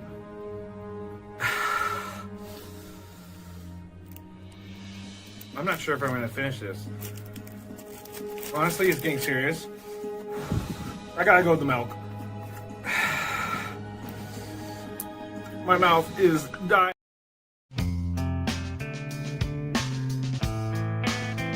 The Adventures of Meryl, Madness, and El Nino. Chris is holding up the giveaway shirt that's supposed to be given out on Monday against the Brewers. Also, it has a pocket in the front. It does? I didn't see the pocket. It does. What is the pocket in the front for? Store things. Like it used to. I'm gonna laugh. Pencil, That's a kind of, either pocket protectors? Either pencil geek, or somebody put their smokes in there. I don't think anybody's using that anymore for that reason. Ooh, I did think that was cool. When you had a pocket on your front. Yeah, when I was in college. Pocket in the front, and the Marlboros were hanging out. When I was in college and I was a dummy and smoking cigarettes, I would put my pack in the front. There you go. There's your pocket right here for your smoke, Skrabe. I would like to know what people that's use. What we're promoting it for anymore. No, we're definitely not. But I would like to know what people use that pocket for. That's what I was saying. Yeah. I mean, what is it for now? Because not too many of us have the smokes in here there. it is, Chris. Sometimes if I have a pocket and I just put my phone in there. I think phone in the front like that is a little too top heavy. Yeah, it's gonna fall, or it's not great. Anyway, you can get the Superhero Pocket T-shirt presented by San Diego Community Power for Monday night's game. It's a pretty good game, too. Very good game. Padres and the Brew Crew. Make sure you gear up with the Superhero Pocket Tee presented by San Diego Community Power. It features Jackson Merrill and Fernando Tatis Jr., superheroes of the San Diego Padres. It is limited to the first 40,000 fans. Remember, the cheap Rangers only give it to 10,000. 40,000 in attendance will get it. The graphic T-shirt features a fun comic book design. Brings the action to life, Skrabe. It For more does? information, that says it right here. For more information, visit Padres.com/giveaways. Monday night, get there early so you can make sure you get the giveaway. Before Monday night, the weekend series with the Houston Astros coming in. That means you're going to see. Don't take my shirt off. Along with him, you're going to see Yordan Alvarez, who's having a year of years. Actually, that's worth going for. If you're on the fence, just go see someone who's having an incredible year. He's got a chance for the Triple Crown, and I mean a good chance. Yeah.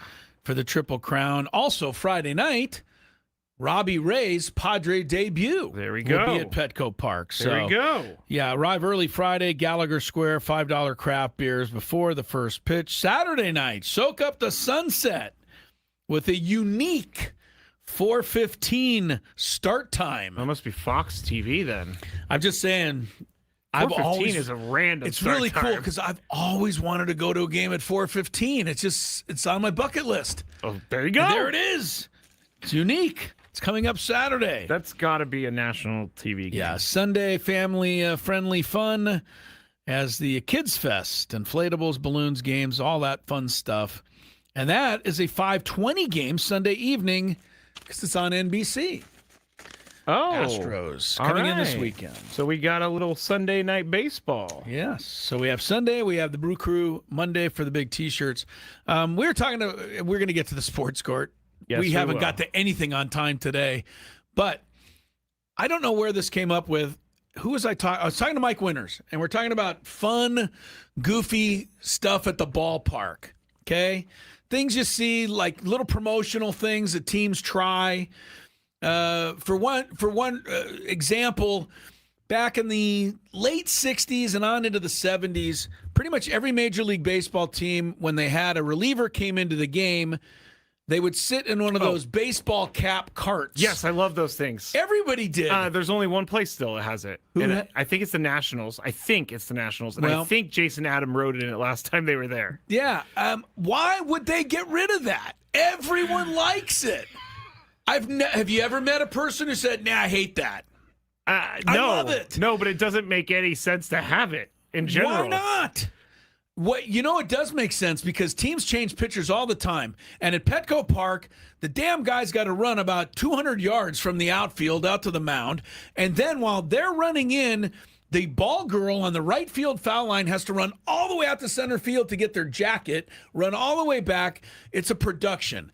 Sit them in the cart with the cap on, drive them in, let's play ball. I love the cap. I don't disagree with this idea. I just Bring back the cap. I think they like running into the game. It gets their blood flowing a little bit. Jason Adam didn't like it. No, Jason Adam was all about it. He was all about it. When I was a kid, there was a prize, like you could win a spot in the cart. Oh. So there was 3 seats, and I always tried to win that spot. Sure. I mean, at hockey games, they have you can sign up to try to win a ride on the Zamboni between periods at Ducks games I would and in do Netty that games. right now.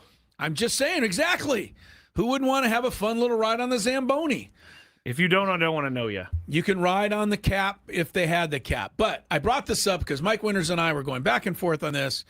And then I thought of one of the craziest things I've ever seen on a baseball field in the promotional aspect. And if you want to look, either Skraby might put a picture up for you. In the 60s, maybe late 60s, early 70s, the Houston Astros, to try to, go along with the theme of the team, and they were terrible, right? They needed everything. They dressed their groundskeepers up in astronaut uniforms. I have seen these pictures before. It's hilarious. These poor guys are out there with brooms, and they've got the big bubble Yeah. on their head. I have seen this before, and I love it. It's hilarious. I would love to see the Astros groundskeepers do that today. Oh, my goodness. But can you imagine being the groundskeepers then? No. When they said, Mr. Skraby, when you go out to, manicure second baseman, I need you to wear the astronaut outfit out there. That would be great. Great for me, at least. There are some photos of that online, so you can Google, I don't know, astronaut grounds crew or something if you want to see the photos. Jordan But says they're pretty funny. Lake Elsinore at Storm Games used to do the dirtiest car in the lot wins a free car wash. There you go. I love that. I love little fun stuff like that. Durham Bulls. Remember, you hit the steak or whatever the bull, you get a steak. Yep. Yeah. So anyway, all right, let's do some sports court. One thing we know, we all agree that fun stuff at the ballpark is good. Do you have a sports issue, San Diego? Do you need a third party to make a decision? The guys have put on their robes and picked up their gavels. All rise. Here comes the judge. Gwynn and Chris Sports Court starts now on 97.3 The Fan. All right, if you love Mediterranean food, try Spiro's for authentic Mediterranean cuisine in Coronado or La Jolla. For dining or takeout options, visit spiroscuisine.com. I completely forgot I was supposed to go get the wigs until right now. Yeah, So we got to go wigless, Chris. Yeah, we can. It's a little warm in here. I think I would probably sweat my brains out. Yeah, we should be able to get through it. Here's the first one. My girlfriend is not a sports fan, but she will go along with things to make me happy. The one thing I need her to stop doing is this, and she doesn't really think it's that big of a deal. She doesn't think it's a big deal that she wears Dodgers colors to Padres parties. She isn't a Dodgers fan. She doesn't care about baseball, but says, quote, I chose these colors because they match me better, end quote. So it's all fashion related. I asked her nicely to change the colors at least when we go to a Padres-related party. She says I am in the wrong, and I should not be asking that. Chris, who is in the wrong here? I'm going to need a little clarification. Okay.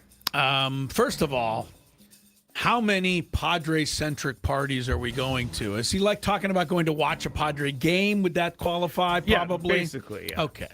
So you're going over to your friend's house. A bunch of people are going to watch a Padre game. And she's wearing Dodger colors, not because she likes the Dodgers. Because it's fashionable for her. For her. Yeah.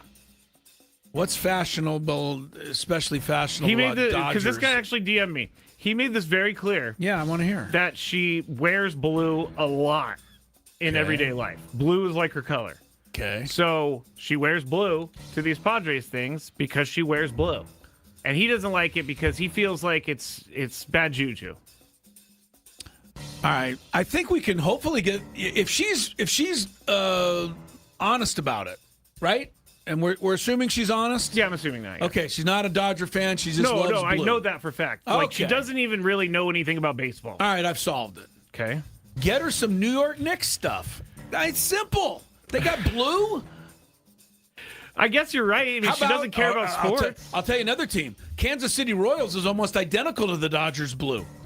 If she really doesn't care, get a Royal hat, get some Royal stuff. They're blue. End of story. And if she has a problem with that, then you can call her out and say, well, I thought you didn't care if it was the Dodgers. You cared if it's blue, so here's blue. I think you just solved it. I was actually going to... I don't see why that would be the problem. I was going to go in a different direction. We're going to find out if she's honest. I believe that this guy's... And by the way, he also wanted to make it clear to me they don't have relationship problems. He just thought it would be fun to send. Well, I was about to try to fix that for them too, but I think you're right. Time. I think you're right. Get her a blue, like New York Giants blue. Get her anything blue. There's a ton of teams that have blue, and if she likes the baseball uniform look or whatever that is, or the baseball hat look, or the Royals have just as many jerseys that are blue as the Dodgers. They do. Yeah. They're almost the same if you look at them from far away. And if she truly doesn't care about sports, she will not care if it's a Royals hat. That's what I'm saying. I like it, Chris. All right. There was a... In fact, you know what? That ruling was so good, I think I'm going to just shut the court down. I don't think I can beat that. No, we have more people in line. Yeah, I'm calling it a day. Bailiff, we have more home. people in line that need our help. This one. My husband is a great father, a great man, and a very caring human being, except when it comes to sports. Our 12-year-old son plays soccer, and my husband acts like he is the coach, only yelling at our son. When my son gets the ball, he yells, "Push it!" Or he says, "Get it back out!" My favorite one is, "Find the gap!"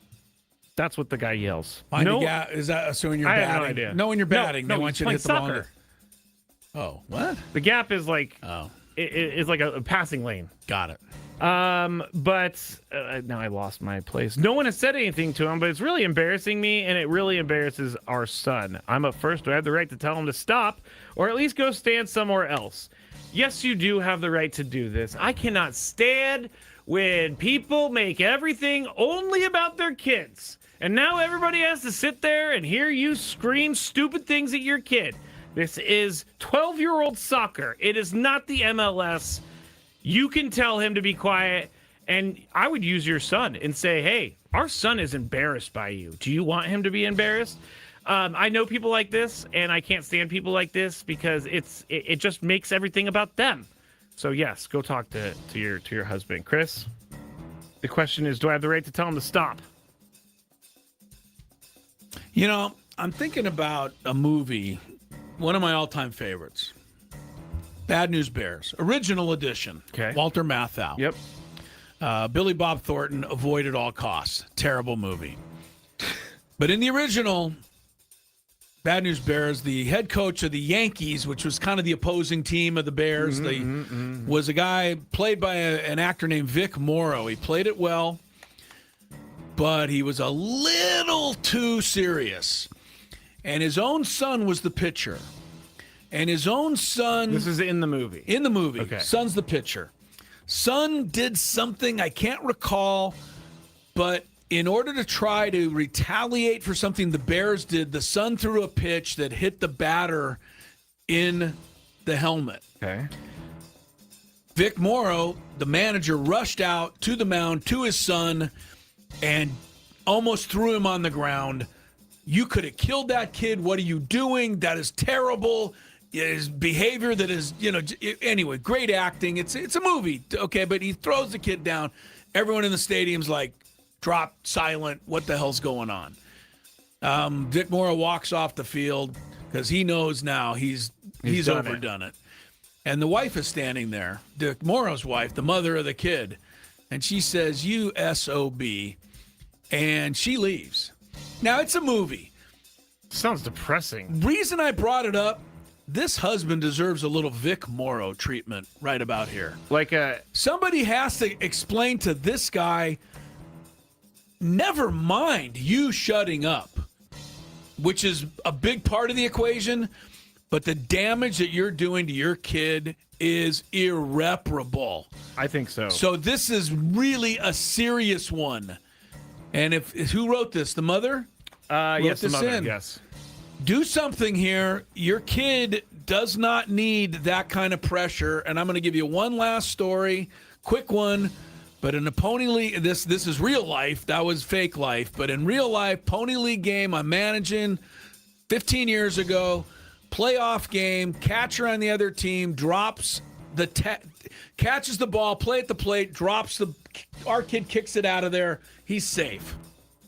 His dad is in the stands across from where we were. Everybody's watching the game, having a great time. Dad starts screaming at the kid, and everyone can hear it. Oh.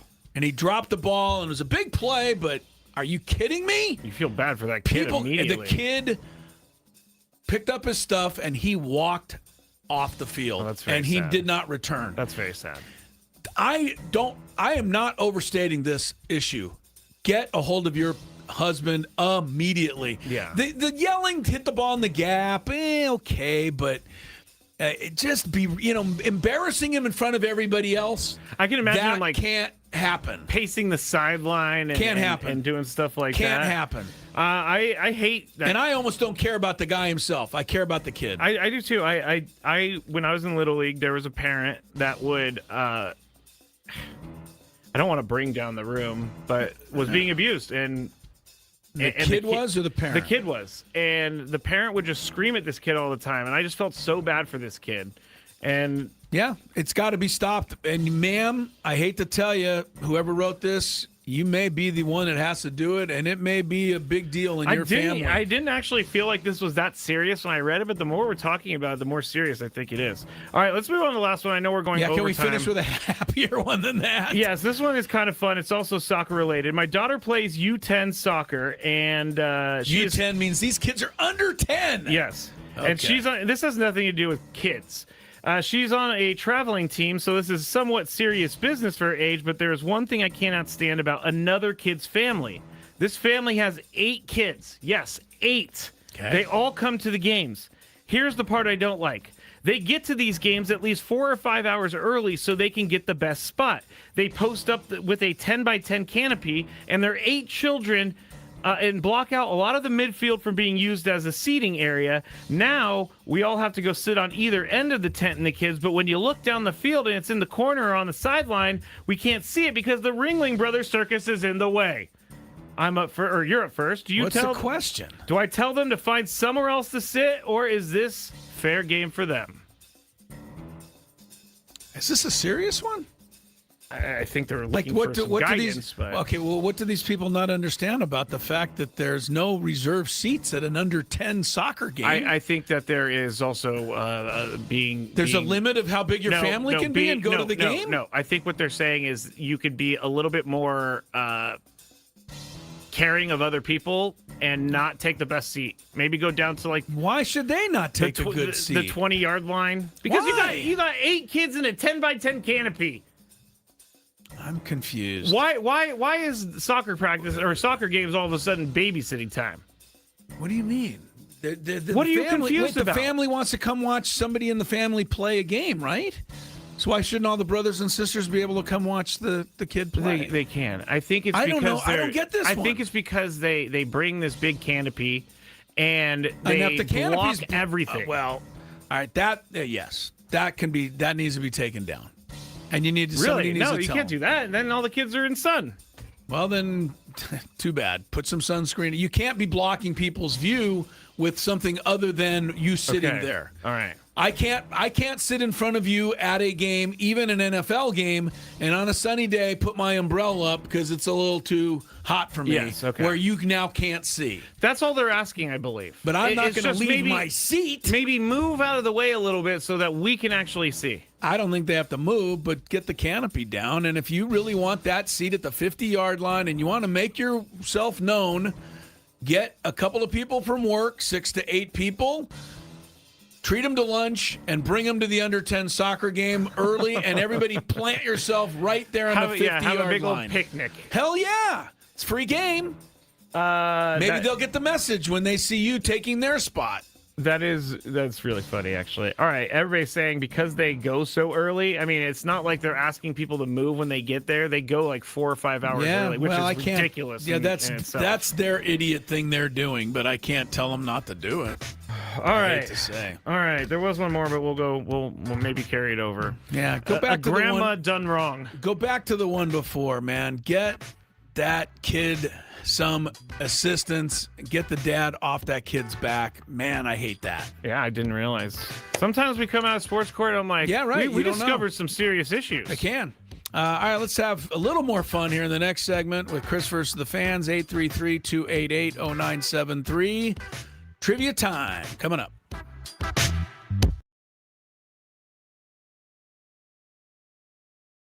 I actually got in trouble once when I worked at the bank for looking up a celebrity, and it was totally wrong on my part. Totally wrong. Looking up their account number? Just I searched their name in the account system, and Skraby, what is wrong with you? I was like 19. You'd be better off. You'd be better off admitting that you wore your underwear inside out. Frankly, This guy is just searching up people's accounts. It only happened that one time because I got caught. How did you get caught? The account was flagged, and anybody taking a look at it gets logged. And so I got called into the boss's office like 3 days later. What did that come? I'm sorry, I gotta ask, but nobody's supposed to be doing this preview. What did that conversation? How did it go? Well, why were you looking up Paris Hilton? Is that who it was? I can neither confirm nor deny. Oh my! I can neither confirm. That's really funny, Chris, that you just yelled out that name out of all names. No. But I walked in. I got called into the office, and I sat down. And all my boss. I loved her. She was great. Her name was Sharon. Amazing boss. She just slid the piece of paper in front of me. You knew. Said, "Did you visit this account?" And I looked. Yeah.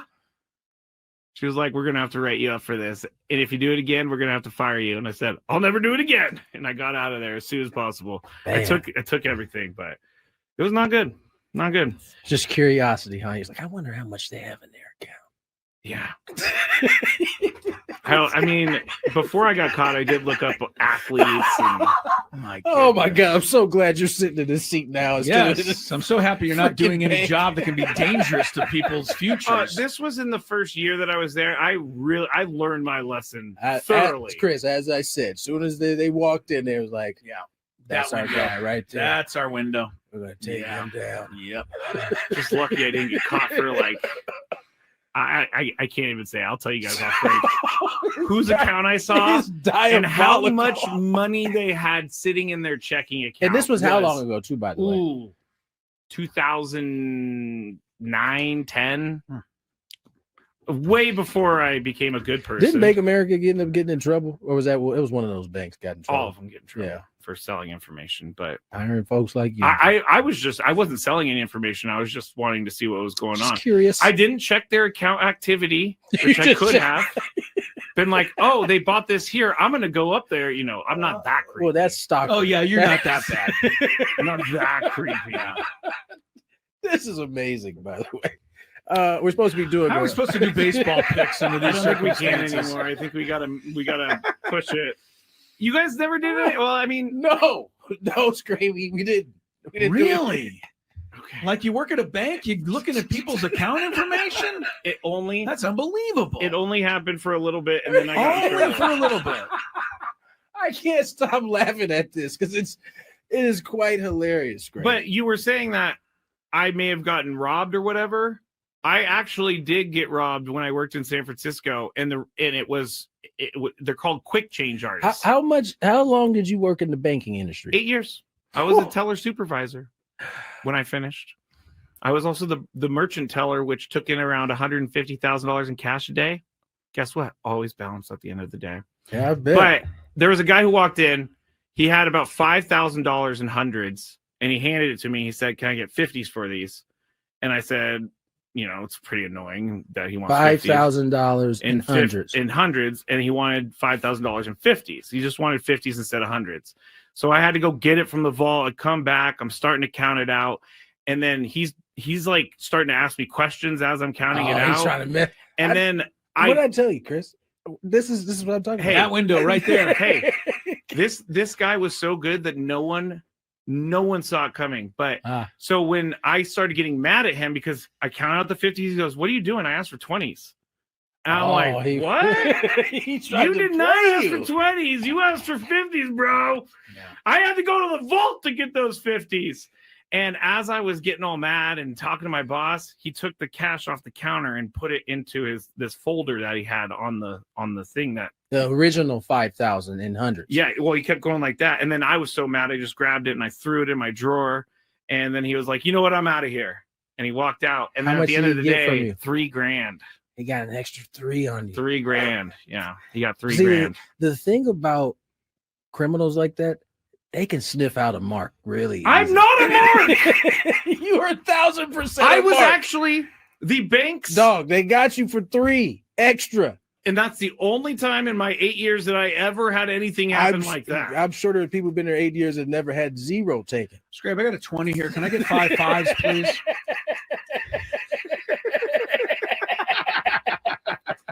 I hate you guys. Let's get to that was one of the worst moments of my life, but you know what? It taught me a lot. Never trust anyone ever again. You know what? You definitely have learned because you don't trust very many people. I don't trust anyone anymore. I actually got in trouble once when I worked at the bank for looking up a celebrity, and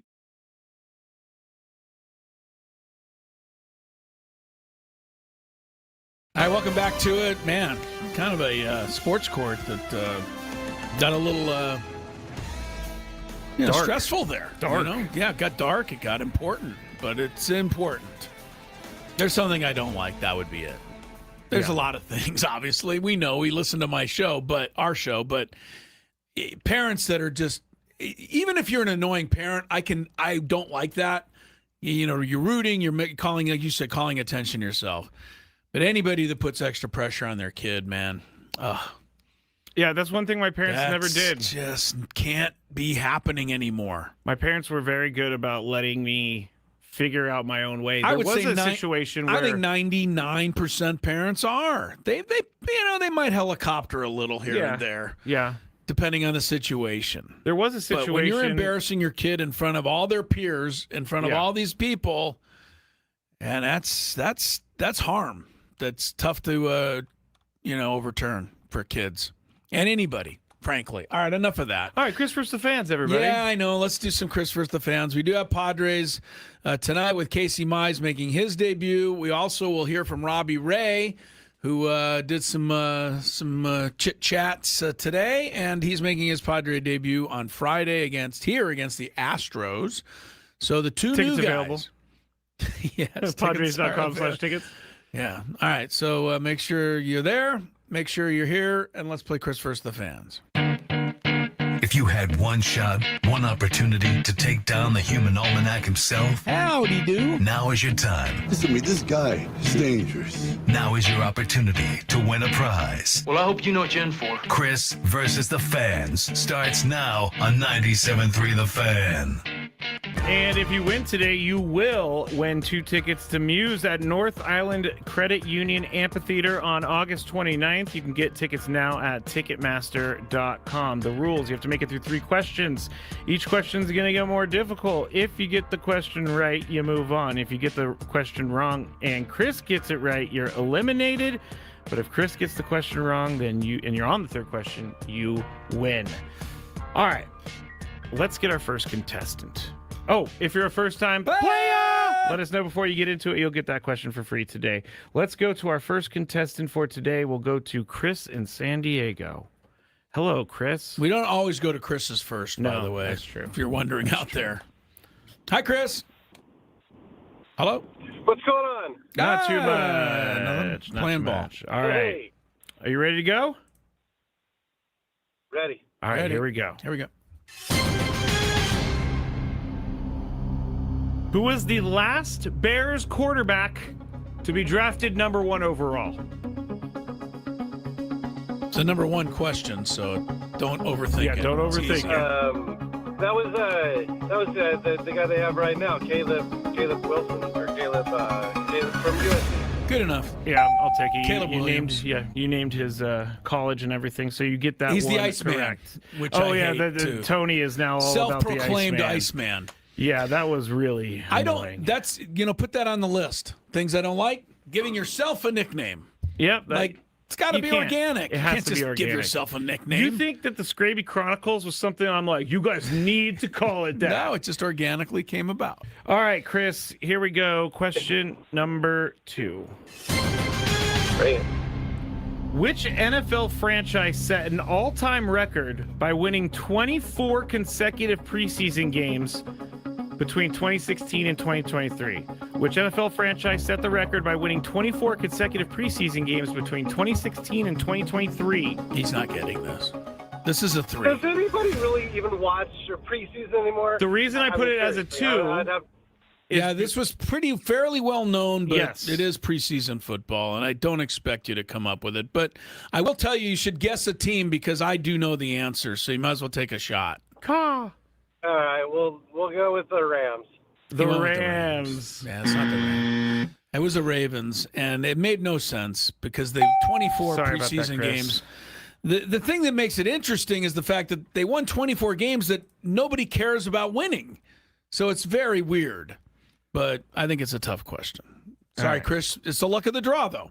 All right. Sometimes Maybe I mess questions up, are tougher. sometimes I mess up the You classification. I've said a lot of things about you in this game, but your ability to come up with questions day in, day out, and number 1s, 2s, and 3s, I think is really, really good. And Thank you. Should be appreciated. Thank you. All right. Let's go to our next contestant. We're gonna go to Cesar. Hello, Cesar. Cesar. How's it going, guys? Pretty good. Are you ready to play, sir? Let's do it. All right, There here was we go. 2 really good center fielders in Major League Baseball when I grew up named Cesar.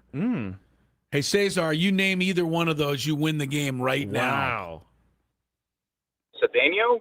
He got it. Cesar Cedeno. Wow. Yes. Is that? I mean, we have to do it I'm now. giving him the game. He just won the game. All right. It's over. Dang. Did you know the other one? Do you know the other one? I mean, you're already won, so now you're playing with house money now. He does not. Crespo?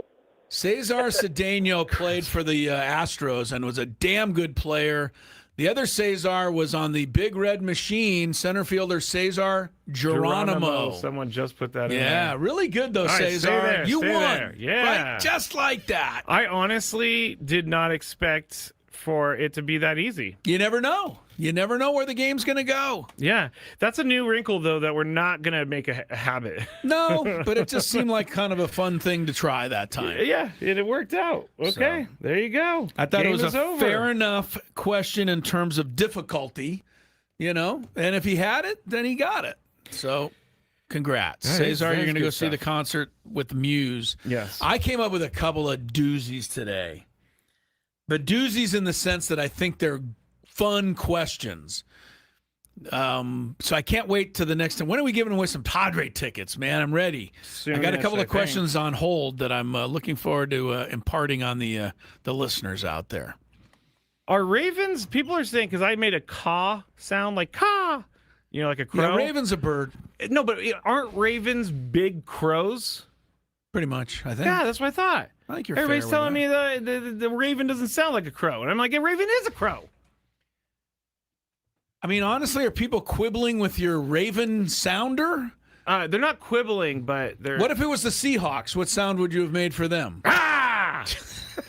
I don't think that's accurate That's either. a Seahawk. Seahawks aren't actually real.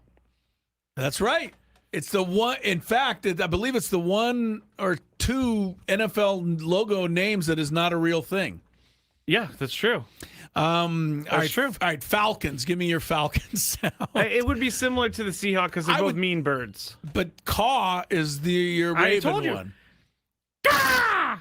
No, I'm talking the Ravens. Oh, caw, caw, caw. Can we hear the dolphin sounder? Yeah. let's hit the dolphin. Because nothing beats that one. Where did you find that, by the way? When we first started working together, I was trying to find sound effects, and I typed in a dolphin sounder, and there you go. There it was. It's been on the show ever since. All right, earlier today, Cubs 7, Dodgers 6. Hello, 6-game losing streak for L.A. Just for fun, I'll tell you that if the Padres win tonight, they're tied with the Dbacks. Yes, they are. And they are 9 back of the Dodgers. With 2 months to play, I got to tell you, bigger deficits than that have been made up. I'm not calling it to happen. I'm just saying. We're going to go to break now. Isn't it fun that the Dodgers have lost 6 straight, of course. though? Love that. Of course, and they're losing guys to injury now. Who'd they lose now? Dalton Rushing. They don't have Will Smith.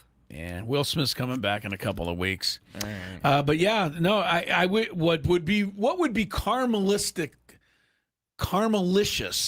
That's what it's karma and great. So it's caramelicious. Okay, all I could think about is I did caramel. It took me a moment. What would be caramelicious would be for Tariq Skubal to forever be known as the Dodger curse.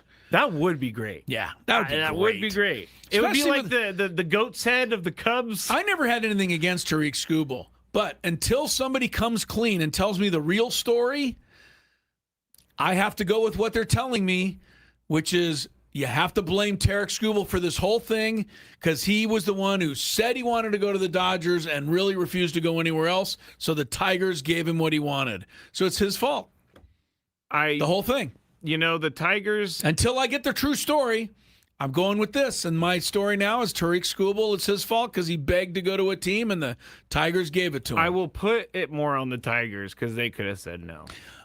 I know. But I'm also. We're going to talk about this in the Big Five too. So. I know we are. We will talk about it in October, November, December, January, and February because it's going to be a big part of the whole baseball thing. Yes, it will. Cesar Cedeno, today's winner of Chris versus the Fans.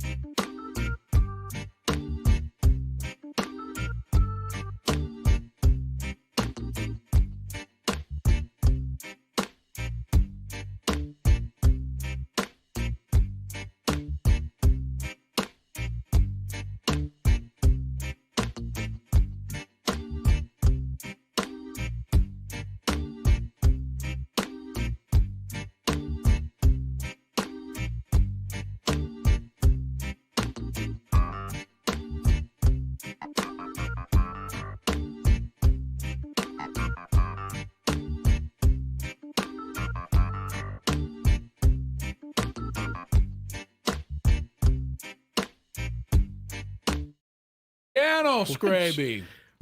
I'm gonna have you change the channel, but we might end up in a different dimension because Tech has not been Chris's friend today. Certain days, Tech is not your friend. I'm trying to get a picture of the Padre helmet cart that brought pitchers in from the bullpen. First of all, it took me a while to find a picture of one, but I found it. You did. And it's a great picture. And it'll take any Padre fan back to the day. And it's a great shot of the Padre baseball cap, relief pitcher cart. And bonus points, the players in the cart are wearing the all-yellow Padre unis from the mid-early 70s. Yes, they are. But I can't download it anywhere, and I can't figure out how to tweet it out. No. What? Here's the problem. What? He doesn't do Twitter from his desktop. He only does it from his phone. So he wants to know how to get the picture from his computer to his phone. I told him to email it to himself. The problem is he doesn't know how to email get himself. it to my email. I'm not kidding people. This is what I deal with. I have downloaded the photo somewhere, but I don't know how to get it. He goes, where'd my photo go? I said, in the downloads folder. I know, but I was where's there. that? I didn't know where it was. I know I'm a little mean about the technology stuff. I know I am. I don't care because I'm secure in my lack of technology. You certainly are. I'm very secure that I don't know everything. Yeah, you certainly are. So I don't mind taking a little bit of a hit here. Because I also know that in my age group, the people I hang around with, peer group, I'm way better than most of them. That's scary. But that's why I feel comfortable not knowing everything. The fact that you're saying that your friend group cannot attach a picture to an email not everybody. Is frightening. Not everybody. Frightening. Well, I don't have it to my email yet. So don't tell me I can't transfer my email because I'm not even there. Okay, let's do this on the air. Go to your Gmail. Goodness. Go to your Gmail. I'm there. Okay, compose. Oh, interesting. Do a title that says, I don't know how to work this. I don't know how. ... Okay. And then subject. Go to your downloads folder. Oh, wait. No, you don't need to. You're looking too high on the screen. I can already see your eyes. Go to the folder on the bottom. Yeah. You see the downloads. I had it before. It's there. I know, but I can't. Here it is. Okay. Now find your picture. You got your picture? It. Well, now no, it's not. It didn't. I clicked on it, but it didn't come up. Come on. Click man. your picture and drag it to your email. Does anybody have an over/under on how long this is going to take? I'm going to go over there. Hold on. Here's I this. help you. Yeah. Get over here. Here's the message. Hi, everybody. Right. Skraby's over here now. Oh, by the way, everybody. By the way, he put I don't know how in the email field. What was it supposed to be? You want to send it to yourself. It's from you to you. Oh. All right. And then we're going to go. This can't be good radio. This cannot be good radio. And then I'm just doing this. You didn't actually download it, I don't think. I thought I did. We're going to deal with this later. It's under downloads. How could I have not downloaded? It's right there. Chris ran into something that I run into that I didn't foresee, which is he downloaded a WEBP, and that's not the right file. But it's nothing you did wrong, Chris, there. All right, what were we supposed to do in this segment? Because I know that wasn't it. That was definitely not it. I want to apologize for the second time today for wasting people's time. What was the first time? In this segment. When we talked about our fantasy football draft with Tony and we couldn't get it scheduled. I have something for us real quick. The Pac-12 and the Mountain West have reached a settlement, Chris. They have settled the differences, and everything's going to go into this season being okay. They had a legal dispute over exit fees and poaching penalties. And so now this is all behind them, and they can just go forward, and they can figure out how to build it. I know one thing. San Diego State had to pay a lot of money to get out of there. Yeah. Probably money that they don't really have readily available, frankly. Because I know San Diego State's not the all-time richest athletic department. They're saying it's $20 million for exit fee. Boise State, Colorado State, and Utah State fought this in court, and roughly $20 million per school for an exit fee. So they fought the $20 million. Yeah, I don't know if they won. So if they came to some sort of agreement, it can't be 20. Yeah. But it cost a lot to be in the Pac-12, so. But this is over. Let's go. By the way, no Pac-12 teams in the preseason top 25 of the college. I mean, did we expect anyone? Maybe Boise State, because they have kind of the brand name. But can I ask a question that might get me in trouble? Yeah, because I mean, it's better than trying to download a picture for me. We're getting a bunch of people saying that it was awesome and that we need to do. They loved it. They need to do. They need. Why don't Chris somebody Ello just text segments? Just give him my hey Chris Ello. Don't give away your email. My work email? Oh, your work email's yeah, fine. Christopher.Ello. I don't know why it's Christopher, but it is. Yeah, that's weird because mine was Matt. Which Christopher.Ello at odyssey.com. Send me instructions and I'll try to figure it out. All right, my thing is it wrong for me to just feel like the Pac-12 is the Mountain West still? No, you're not wrong. And I'm pretty sure that even the teams and the people around the Pac-12 think it's still not a whole lot more past the Mountain West. But I mean, if you're being serious, because we haven't established anything in the new Pac-12 at all. Because Utah State, Oregon State, Washington State, Colorado State, Fresno State, San Diego State, Boise State, Texas State. Everybody's a state. Yeah. Except Gonzaga, which is in basketball only. Yeah. But no, the new Pac-12 hasn't been able to do anything yet. But I do think that what everyone in the new Pac-12 is hopeful of. Because you're right. If you ask an honest question right now, it's no better than what the Mountain West was, really. The only additions are Texas State, Oregon State, Washington State. None of the three move the needle. Yeah. But I think being in the Pac-12, I can already see things being done a little differently behind the scenes. All right. I can see some things that are happening already with the Aztec women's basketball broadcasts that I'm looking forward to. Oh, wow. I think it's going to be a little more legit, a little more big league. And I think that after a while, you are going to see the Pac-12 be more big league than what the Mountain West ever was. Okay.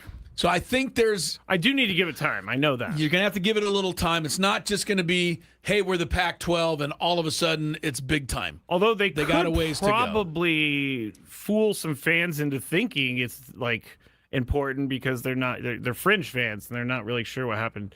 Anyway, that's it. Are you okay?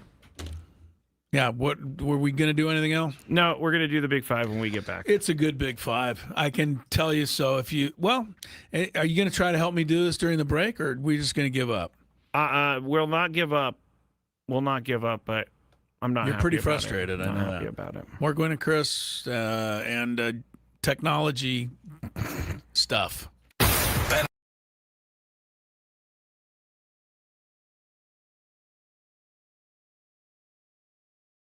6.5 is what I said. I think I can do it. Gotta swing though.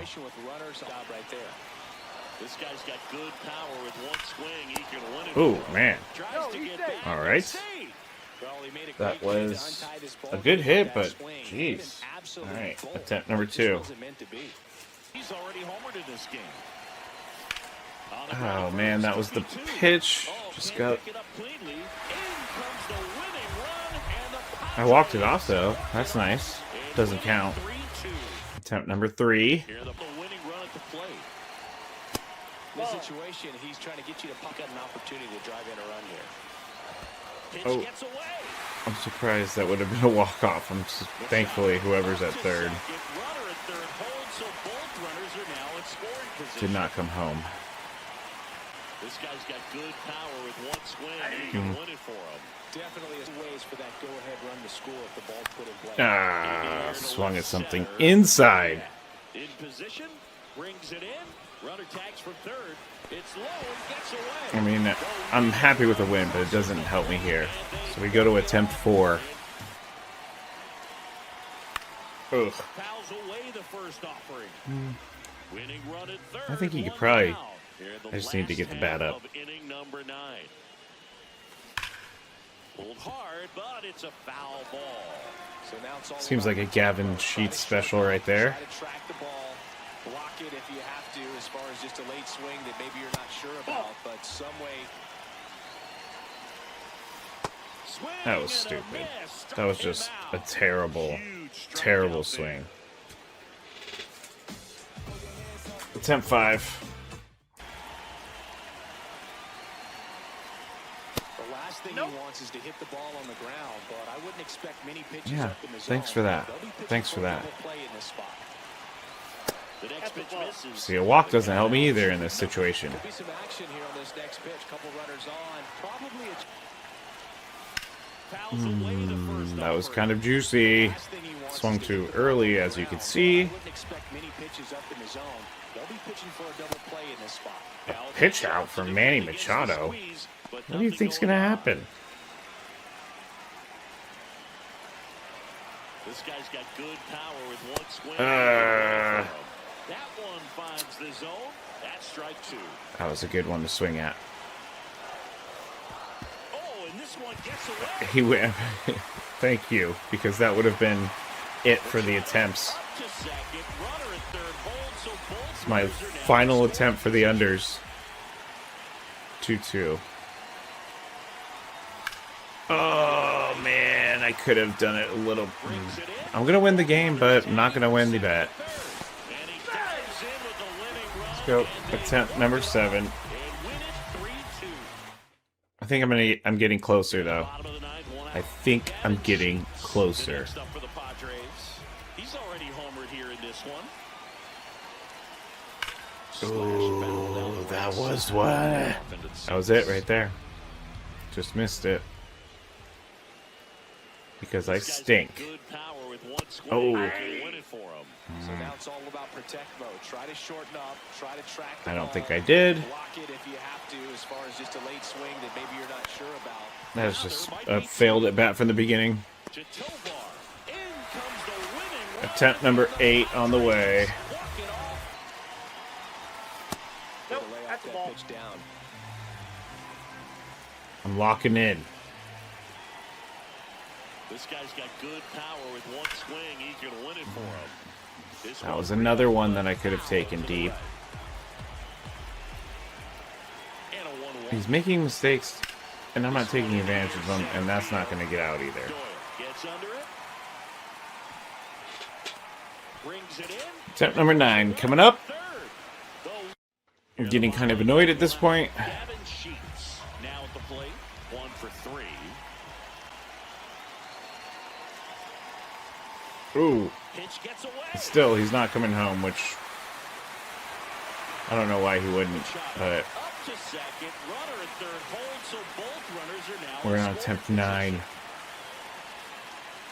This guy's got good power with one swing. He can win All it right, for him. all right. Definitely a strikeout situation Locking in. right here. Lots of ways for that go-ahead run to score if the ball's put in play. Did I do it? No. Oh, 98 miles an hour. Did I do it off the bat? Did I? Yeah! Finally! Attempt number 9, baby. 6.5 is what I said. I think I can do it. Gotta swing though. Situation with runners, job right there. This guy's got good power with one swing. He can win it. Ooh, for him. man. Tries to get back. All right. Save. Well, he made a That great play to was untie this ball a good game hit, with but that swing. jeez. An absolute All right, bolt. attempt number This 2. wasn't meant to be. He's already homered in this game. On the Oh ground man, first, that was the 2. pitch. Oh, Just can't got. pick it up cleanly. In comes the winning run, and the I walked it off though. That's nice. Doesn't count. 3-2. Attempt number 3. Here the winning run at the plate. In this situation, he's trying to get you to puck out an opportunity to drive in a run here. Pitch Oh. gets away. I'm surprised that would have been a walk-off. Thankfully, whoever's at third Runner at third holds, so both runners are now in scoring position. did not come home. This guy's got good power.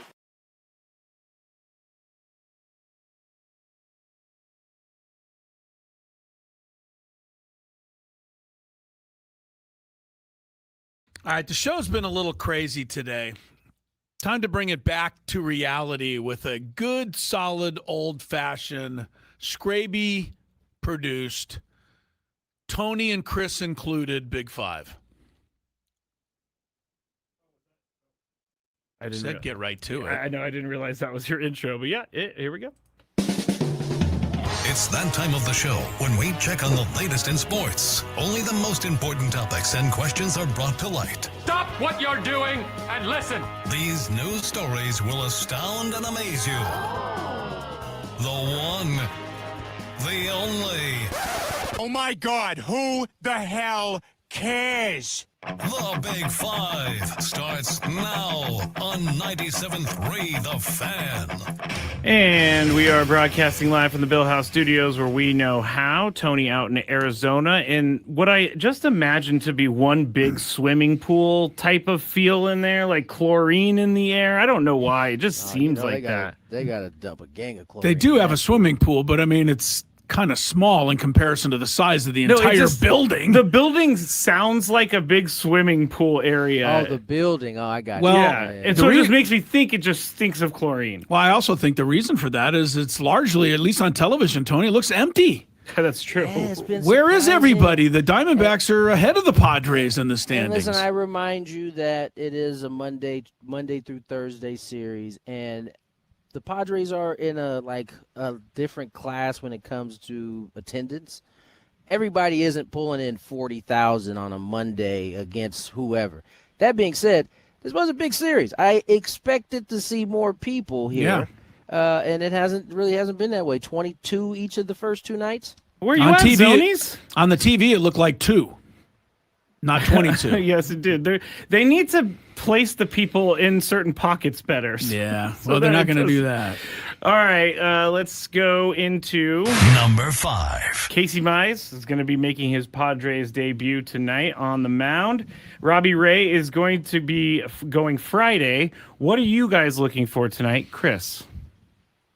7 shutties. 7 shutties. I don't know. He's been out for 10 days, and I haven't heard him speak on that. And if he missed a turn or that he just, took a rotation off or just. What happened was he was told right after the All-Star game. I think his start was coming up. Oh, The skipper told him that the GM said, "You're not going to start if you are here." He had a date that he was going to start after the deadline if he was still there. Got it. All right. Well, 7 shutties. He's well rested. Helps his groin rest too. Seriously. I'll be honest with you. That's my only concern, and I guess I'm a worrywart, but groins are finicky. They're finicky, right? And he's been on the IL 3 times with that this year. But yeah, it's come out of it healthy. If he gets into the 6th, through 6 would be great. Give me a run or two. Get the bullpen. Give me a night where I can go Motorhone, Miller to close. Like, that's it. Yeah. That would really be something. So, and maybe Motorhone can go 2 tonight if Mize can go 6. All right. Tony, what are you looking for tonight out of Casey Mize? Quality start. That's all. All right. It's a quality start. Padres are really good when their starters give them those type of starts. Because that usually means they're pitching the ball, they're throwing the ball well, and whatever amount of runs the Padres have put up had worked. That's what they got early in the season. They were getting some of those type of starts, and then the injuries started to kind of pile up. The bullpen started to kind of had to hold the fort down during that time. And so I just want a quality start because I know that this team was initially built to have pitchers that gave quality starts, give up 2, maybe 3, and the offense kind of do the rest. I just think they got to get back to that. They only got 2 starters in there that have been able to give them close to that. And now you can get a guy that can give you 6. By the way, shout out to Randy Vasquez last night for doing his thing. He gave us 6 last night. We mentioned it before for sure. It was great to see that. It was. With Ray Friday night, you have a chance for, another 6 there because he almost always goes 6. And all of a sudden you're looking a whole lot better, even if you're not, getting shutout baseball. You're just at least extending the game so the relievers aren't going to be worn out. So that's a big deal. Number 4. I agree. I can't wait for the grunting. I'm ready for the grunting. Yeah, Robbie Ray. Yes. Friday night, he'll be here. I'm glad that his horse finally made it to Arizona last night. Yeah, can we get him on the flight to San Diego, Tony, so he gets here a little quicker, please? I heard that he and Ruben Niebla worked together after the game last night, so he was ready to Whisper. go. Yes, Whispering. Whisper. Who did? Robbie Ray, I guess, got in after the game and worked with Ruben Niebla. Dude, we were getting on the bus and I saw a ball go flying by. I said, hey, Jess, who's and I saw, a couple of the Padre staff in uniform, but I could only see Herbie, who was the one of the bullpen catchers. He was sitting down, and I didn't want to go walk and see. I wasn't that interested. I was ready to go home at that point. Sounded like Herbie wasn't catching the ball if it was going whizzing by you. He was just watching it. He was watching it go by, and that makes sense now that you say that the Robbie Ray thing happened. Yes. All right. The Braves. We're still talking about the Tarik Skubal trade. I promise everyone out there, we're gonna stop talking about it when we don't have any news to talk about. Well, let me just say this. I think we're going to be talking about it next February. I mean, it's a big deal, and it's going to impact the talks. Well, so you better get used to this subject. A Braves beat writer from the Atlanta Journal-Constitution named Gabe Burns tweeted this out. The Braves are in on Tarik Skubal and made some of their top prospects available, but Detroit never presented an offer that would get done. It seems like it was always going to be the Dodgers there. Wait, who said that? The There's reporter. There's some more aluminum hat talk right there. Yes, there is. This is just feeding into it because there's been a couple instances saying that the Tigers probably didn't take the best deal, and people are kind of sort of reporting that. We don't know that for sure. Oh, we do. We do now. We do. Let me stop you. We do. Let me go in this direction, Chris. Is it possible the Tigers front office just aren't very smart and they took a worse deal? No. Okay. It's not. But I'll let Tony go first. It's his turn. Oh, yeah, sorry. Tony, go ahead. No, I don't think it's that they listen, I don't want to have my tinfoil hat on, man. I just think that Joaquin Phoenix, right? In the movie Signs. That was very funny, actually. I don't want my tinfoil hat on. So I think, they got the deal that they thought they were getting the best of. Yep. If it is actually true, beat writer from Atlanta says it is. And by the way, the folks in Atlanta are beside themselves at their organization. Like they can't. They got nothing at the trade deadline. I did a radio hit with them yesterday, and you could just hear it in their voices, like how disappointed they were. Not just that they didn't even bring up the Skubal thing. They were pissed about the Padres and Mize and Robbie Ray. And so they're like, why couldn't we do nothing like that? We got all the same type of things, and it's just funny. You go from we had our kind of questions about it, about our own stuff. Every organization kind of deals with this in some way. But yeah, I think they probably. I want to believe that they took the deal that was the best one they had out there. That's what I want to believe. In their eyes. That's what I want to believe. But that's where we can never prove it. Because they could always say, hey, we felt like this was the best deal. Oh, we can't disprove that. All right, don't say we can never prove it. Unless there's written emails. I was going to say, Chris brought up a great point yesterday in our text back and forth. That every time and I'm not saying they are, but I'm saying we're not saying they are colluding, but every time they've done it, they've been caught at some point. They get caught every time. Sometimes it's years down the line, but eventually they get caught. Somebody will find an email somewhere if it really happened. Look, I want to believe the same thing Tony does, but there's a couple of indisputable facts. One, the Tigers didn't wait till the end, which means they couldn't possibly even have known what the best offer was, because there was another 36 hours for them to get more offers. So that's indisputable. The other thing that's pretty indisputable is that the people in Milwaukee have no good reason for why they didn't offer more, nor do the people in Atlanta, nor do the people in Tampa Bay. And when you put it all together, the only explanation we're getting is, well, Tarik Skubal wanted to go to the Dodgers. That's not an explanation. Whoop-de-doo. If everybody got to go where they wanted to go, it'd be a wonderful world. And what do they say? It would be we'd all have a Merry Christmas. It doesn't work that way anyway. Doesn't. Yeah. Like he doesn't have 10-5 rights. He's been on the team for 7 years. But Tony, that's the only excuse everybody's making. It's a bad one. It's not a good one. It's a terrible one. Yes, it is. Yeah. It's a terrible. Just say you thought that was the best deal. Yeah, they don't want to. They know, because they know that they can get outed because they didn't wait till the end. Number 3. We have some movement in the wide receiver market, everyone. Wide receiver Stephon Diggs has found his next NFL team. Be still my heart. Be still my heart. I haven't slept in weeks. I know, wondering it's where tough. Stephon was going to land. Well, he is now a Washington Commander. Okay. He apparently last month a report came out saying he was intrigued by the chance to play with Jaden Daniels, and now he's going to do that. And Adam Schefter is reporting that is a 1-year deal worth up to $12 million. Chris, he just played in the Super Bowl with the Patriots. Does he still got it? I'll be honest with you, I don't think he does. Just by what I've seen. And maybe it just wasn't the right spot. But, and you go back to what New England did in the last at least couple of games. I didn't even see Stephon Diggs. Like, was he in the AFC Championship game? Do you remember him in the Super Bowl? I mean, I guess he was running around out there. There was not a lot of offense in the AFC Championship game to begin with. Understood, and they didn't have much offense in the Super Bowl either, but he's one of the guys that, needed to be producing it. I think it might be just past time. I mean, Stephon Diggs has become, for some reason, a bigger deal off the field now with all of his Cardi B stuff and some of the other controversies surrounding him.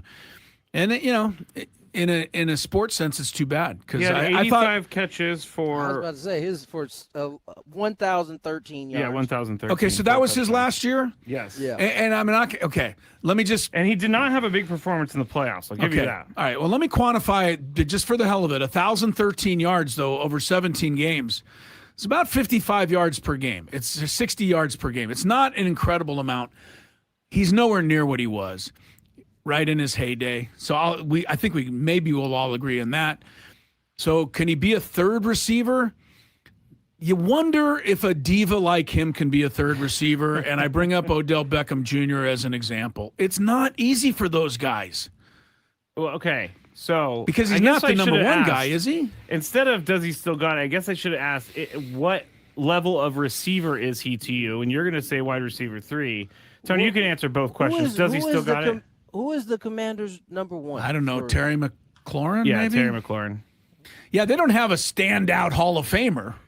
So, well, I mean, that's kind of really where this kind of falls is that he is filling a need for a team that don't have very many wide receivers. Remember, this slot right here was slated, at least was talked about, for Brandon Ayuk until he talked himself out of this spot. That is true. And so I think this fills whatever need that was going to fill, whether it's a 2 or 3, I don't know. But I still think he's pretty productive. I would say you could put his year up next to Mr. Evans from Tampa. You ain't going to see a whole lot difference. Only difference is Evans is going to score you a bunch of touchdowns down at the end. But in terms of yards, I don't know that Evans had that many catches last year. Well, Evans missed a lot of the season. And he's about to miss a lot of the season, too. All right, well, you know what? Your 49er concerns are for another day. But agree. All right, let's just say this. I guess I would say 2, 3 in that area in terms of receiver. I don't think he's a number one anymore. Yeah, that's fair. All right. Well, I'm going to just finish it by going out on a limb then, and I'm going to predict that this doesn't work out too well. So I just don't see Diggs in that spot. All right. Here we go. Number 2. I read an athletic story earlier today, and the title was, quote, Aaron Rodgers, Sophie Cunningham speak out, Caitlin Clark does it. Either way they lose is what the title of the article was. And it was actually very interesting because they were talking about how athletes have been criticized by either side. People who think they should speak out and people who think they should shut up and dribble. The article was pointing out that Aaron Rodgers and Sophie Cunningham had a lot to say about different topics, and they have been both praised and criticized.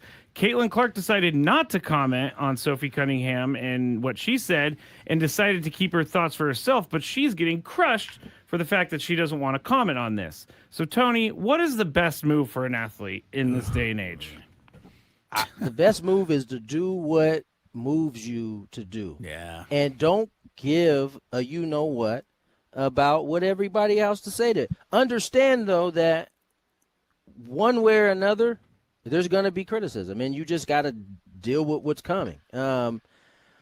It sucks, man. Like it really does. Like it does. Like both sides of that, right? Whether you speak out on something, the people who agree are going to praise you. The people who disagree are going to hate you. And if you don't say anything, you say, you know what? I'm going to mind my own business, keep my thoughts to myself. Oh, you can't stand on anything. Then you get that criticism. So, like, it's annoying. Social media sucks. I'm just going to say it. That's where all of this is really coming from. Because guess what? People would have their opinion. We would know about it. Yeah. It would be somewhere in Indiana, somewhere in Georgia. We would never know. But now, because of social media, we know everybody's opinion, and we got to have these conversations. Did you know that the creators of the internet said if they knew what the internet would become, they wouldn't have created it? Chris, what do you have to say? I don't know. I'm on the internet right now. You're interrupting me. Yeah, I mean, look, in both cases, right, Aaron Rodgers said, I think his comment had to do with Fauci, something along those lines. Yeah, and he was told to shut up and play quarterback, all right? Sophie Cunningham talked about the transgender situation, and now, since her comments, there are rallies outside for and against her it's crazy. At every game they play. Yeah, so, it's wild. So let's get to Caitlin Clark, because I think the biggest criticism of Caitlin Clark right now is, well, you should comment and you should share your opinion because of who you are. I just want to remind her, because she's the face of the league, right?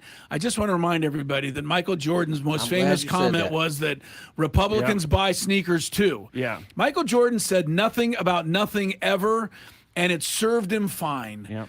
I'm going to totally defend Caitlin Clark's right here to not have to respond to a really tricky question. The whole transgender playing sports thing, anything I just say after that, I could get myself in trouble. It's true. I think there's nothing to say because there's no correct answer to that one. Here's the thing is you can do what Caitlin Clark did and Michael did, which is not necessarily make your opinion known, but do whatever you need to do, in the background, as we saw Michael do. Like if whatever side you decide to be on, it doesn't have to be for the masses to know and understand. That's just here now that they started doing it. That wasn't the case before. No, I give Caitlin Clark the totally stand behind her on this one. Yeah. I don't think she has to step out into a situation where she's now going to have half the people in the world hating her. I think a lot of people these days they require people like Caitlin Clark to have an opinion. But I explained why I don't think that's true. And this is where we all get caught up in. They can require all they want. I don't have to do anything, and I'm okay with that. Like we fall victim to that idea that we have to somehow conform to how other people want us to move, walk, behave. Nah, like if I don't want to give you my opinion on something, then I'm not going to give it to you. Fair. Number 1. All right, 33, I believe it's 33 years ago today, Nolan Ryan got some guy, forgot his name, in a headlock, Robin Ventura. Rockin' Robin. And pounded his face just over and over and over. All right, wait. You're off camera with your depiction. Oh. Tony was on camera. Boom, boom, there you go. boom. He's giving him the good noogies up there. He was. It was hilarious to see a balding Nolan Ryan beat him up. Yeah, I hadn't seen it in a while. Robin Ventura, when he finally extricated himself, didn't look too bad, too worse for the wear. I mean, he took all these punches, and he kind of took it like a champ, to be honest with you. I mean, listen, Nolan's hand probably was hurt because he was hitting him on the top of the hardest part of the skull. All right, so with that happening 33 years ago today, this happened a couple days ago. I'm sure people have seen the clip, but here it is. Al primer picheo el contacto a terrenos del Tornillo, que no puede quedarse con ella de primera, después se entrega con Félix, regresa, ¡epa! ¡Epa! Y wow, hay golpes ahí por parte de Danry Vázquez y el Tornillo Amador, salta todo el mundo, cuidado. Hay un show grande en el terreno de juego del Toros Mobile Park. Y golpes. No se hablaron mucho, A la primera llegaron los golpes. Bueno, lo que sí veo es a un Danry Vázquez que está también por allá, Donis Medina. Algunos de los jugadores están recibiendo y otros también están tratando de... That was a Mexican League game between the Toros de Tijuana and the Acereros de Monclova. Didn't we pick that in the Gambit the other night? We did. We lost the bet. We lost that one. But the Toros player, as you saw, just completely punched this other dude in the face. Cold clocked him. Kind of what it looked like. Like almost assault to me. So my question is, and I don't even remember. Chris is up first, I guess. Yeah. Should he be charged with assault? Well, I guess well, I don't. Yes. Keep in mind this is another country. Well, yeah, I don't know all the laws there. Because I was going to say, let's just assume this happened to the U.S. Would you want him charged? I mean, it's not going to. I would think if I was the player who got hit, I might consider it. But then there is a bit of an unwritten rule between the lines. But I will tell you, he has been suspended. We know this. Yeah. And he's been let go by that team. So he's no longer even employed by that team. Now he's on the streets somewhere. Yes, we should bring him back. And by the way, as you saw at the end of the video, finally somebody from the other team clocked him from behind, and that guy got a 6-game suspension. So, I think all of that's pretty good. You always, Tony, I think will speak to this. You get on a slippery slope when you start doing, lawsuits on stuff that happens during games. I was talking to you, Skraby, earlier about, I remember George Atkinson, sorry to turn back the clock. He clotheslined Lynn Swan one time. Lynn Swan didn't get up for 2 hours, like lying in the middle of the field. I mean, he was dead, basically. They had to peel him off the turf. Was there intent to assault? I would tell you to watch that video, and you answer for yourself. Because, all right, so yes, there was intent to assault. But I don't think you could file a charge because not in the 70s, but in 2026. I'm gonna let Tony go. Yeah, Tony, do you think should he be charged? No, he shouldn't be charged. Yeah. We all got this is playing into what we are now. Like we all got to have a little bit more mature competitiveness, right? Okay. Like I saw it from a different angle. I can see why he was upset. But not enough to cold cock my man. Like, did you really think he tagged him too hard? I think. It wasn't the tag. He tagged him. I have it from a different angle. He tagged him and then kind of threw a forearm shiver up at him. I don't think and we saw missed that from our angle. Right, he missed. So I mean, like, I understand you being upset, but if he hit you, but he didn't. He missed. And so you can't cold clock it. And not only did he cold clock him, when my man was down, he kicked him too. Like, that was chicken bleed. He was far, far, far out of bounds. Yeah. Even that being said, I don't want to see freaking people getting charged with I'm trying to think of anything I've ever seen to that extent. Not too often, but how about Kermit Washington to Rudy Thompson? Were you thinking the same one? Just about to say it. If you've never seen that, that's the most brutal sports thing outside of boxing that I've ever seen. And Kermit Wash, I don't know if there was any charges filed there. No. I don't know. I know that Rudy Kermit, so he kind of disarms you a little bit. Yeah, that's funny. It wasn't funny to Rudy Tomjanovich, though, because his face was rearranged and he never played again, really. That's a candidate for assault charges right there. Well, that one was tough. Yeah. All right. On that note, we're going to head into the happy hour. We're going to get you set for Game 3. We're setting up the happy hour before fight talk. The game between the Padres and the Diamondbacks. Casey Mize makes his debut. We'll talk about it when we get back.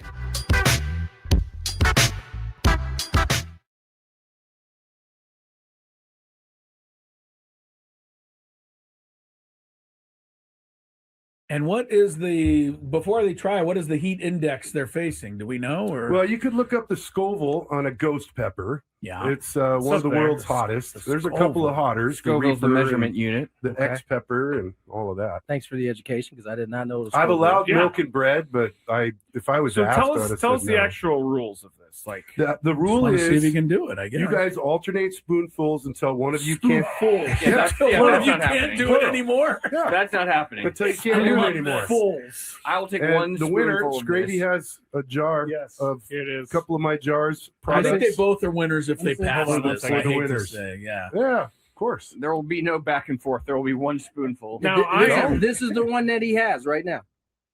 The 38, maybe. Okay. All right. Now, this right here, I've been putting on some of my turkey burgers. Good stuff. This is hot. Okay. All right, are we doing it? Here we go. All right. Let's do it. There, away he goes. He does have a full spoonful for those listening. I'm literally sweating watching him do this right now. That's a full spoon. All right. That is a full spoon. Down the hatch we go. All right. And man, he went the whole thing. He did not trickle that down the throat. He just hasn't reached for the milk yet. Skraby's coming over. When does the heat kick in? Oh, I knew it. When does the heat kick in? Wow. You better go, dude. There goes Skraby. They both Skraby, did. you swallow that, Skraby? Yeah. That is some good stuff. It's delicious. delicious. We're gonna see it. I'm gonna watch you now. I'm feeling it already. Adam, are you? No. He's Adam's feeling good. feeling nothing. All right, so take another spoonful, Adam. You'll win. Oh, come on. Now we're double dipping. Oh, He's on you one can't put your spoonful. same That's spoon not in what there. the Competition's all about. We always said Spoonful that. too? Yeah, go for it. Oh yeah.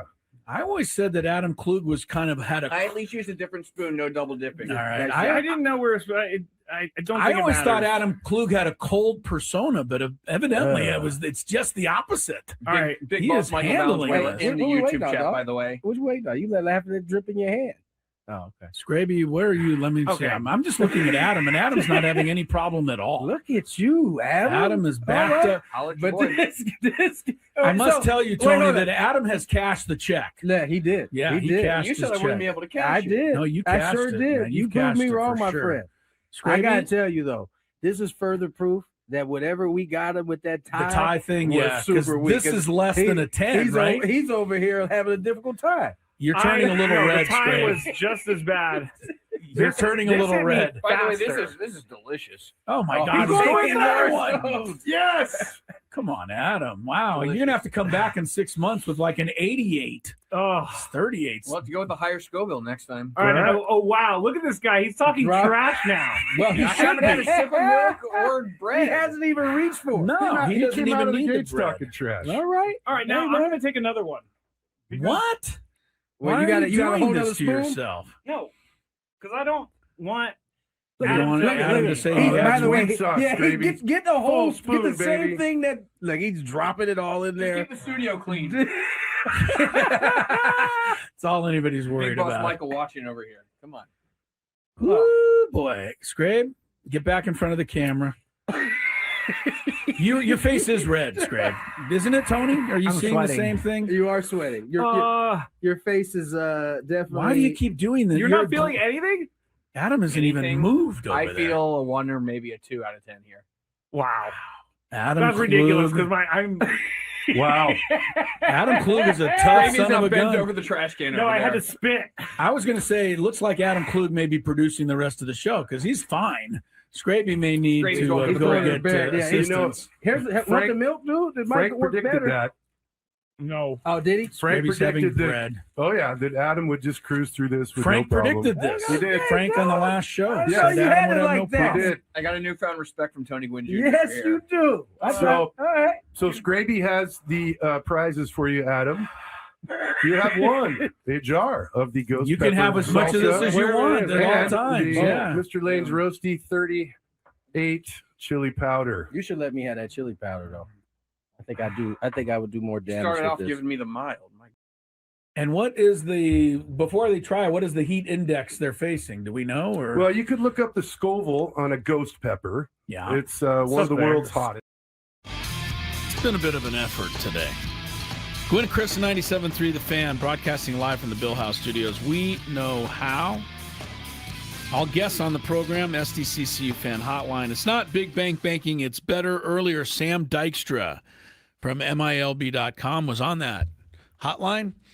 And if you want to know if the Padres gave up too much at the trade deadline or just enough, Sam is your man. Go back and you can enjoy the interview. It took place at about 2:30 today, 2:40. Yeah. Or you can just download the Odyssey app or all of this stuff. Go to YouTube.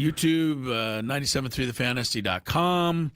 All of it for Sam Dykstra. You'll be a lot smarter once you hear that. Tony Gwynn Jr. and I rolling along. Tony was with us for the Big Five. There was a good Big Five. I will say that. It kind of redeemed ourselves a bit with the Big Five. So we get into the happy hour now, Mr. Skraby. And, we're all going to be happy if Casey Mize makes a great debut for the Padres tonight. He'll make his first start. He was the 2018 #1 overall draft choice in Major League Baseball. Got me thinking, Skrabe. I know where you're about to go, but I will tell you this first. Do you think that two number one picks have ever been traded on the same day? Because that's what happened. Casey Mize and Adley Rutschman. I would say it might have, but I'd have. So a lot of these number one picks have been traded. I don't know if they were ever traded on the same day. I gotta do some research on that. Yes, you do. So I thought I would. Now, some of these guys I'm going to give you. Mike Ivy was the number one overall pick. He was a catcher infielder by the Padres way before everybody's time, 1970, the second year of the team's existence. Mike Ivy was a pretty good hitter, Skraby. He got a case of the yips. Could not throw the ball from the catcher back to the pitcher. Wow. His career pretty much ended right after that. 1972, the Padres had the number one pick as well. Guy by the name of Dave Roberts, not the one you're thinking of. Not the Doc. one too many of us are thinking of. He was a third baseman.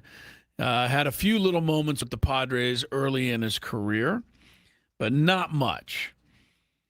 So I want those guys out of the list. I included them just for fun. But if you take those two out, because those are so far ago. Oh, there one more. Bill Ullman, 1974, out of Brown University.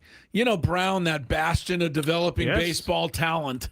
Yeah, Padres went number one on Bill Ullman. That didn't work out too well. He was a shortstop. Hit about 250. Oh, shocker. Another. Yeah. So the Padres have always loved shortstops. Another disaster there. And I don't want to say disaster, but Bill Ullman, I don't think ever made an all-star team. So if you take those three long ago names out, see how many of the remaining four players that I have here, besides Casey Mize, who will be the fifth, former number one overall pick who played for the Padres. See how many you can come up with out there. See what I mean? Like Casey Mize, number one overall pick. Tonight he'll play for the Padres. There's four other guys that qualify in that same category. How many can you get? Give me one. I'll go with the one that was most recent, I believe, Matt Bush. Matt Bush. Not correct, because I don't think he ever played for the Padres. See, I didn't know. Yeah. I didn't know. So I wouldn't include him, but you did take him off the board, which is okay. So there's four other guys, along with tonight, Casey Mize. Who are the number one overall picks who played for the Padres? See how many you can remember. In the meantime, a guy who wasn't a number one overall pick, but he was picked up here on the trade deadline day, Robbie Ray, finally arrived with the team last night. We're being so mean. He probably had things he really had to do. He really had to. Yeah. I'm sure he did. He's also not pitching till Friday, so it doesn't really have much to do. Didn't matter a whole lot. But Robbie Ray did meet with the media for the first time today, some of the San Diego media. Here's a little bit of Robbie Ray's first visit with the new hometown team. Feel to be a Padre? I'm excited. It's a good group of guys. Everybody's been super welcoming. My first day here, so I'm definitely excited to get going and to help this team out. I'm sure you weren't too surprised by the move, but any surprise in where you ended up? Only because we were just there in San Diego, and I flew all the way to Texas to come back to here. So, but other than that, San Diego's a great place, great fans, great city, great weather. So just thrilled to be here. It's kind of interesting that it's the last team you faced and did really well against, and that might have had something to do with the decision, huh? It could have. Yeah, it definitely could have. Hey, how much does your playoff experience, do you think, help in situations like this? Because obviously that's the goal of this team.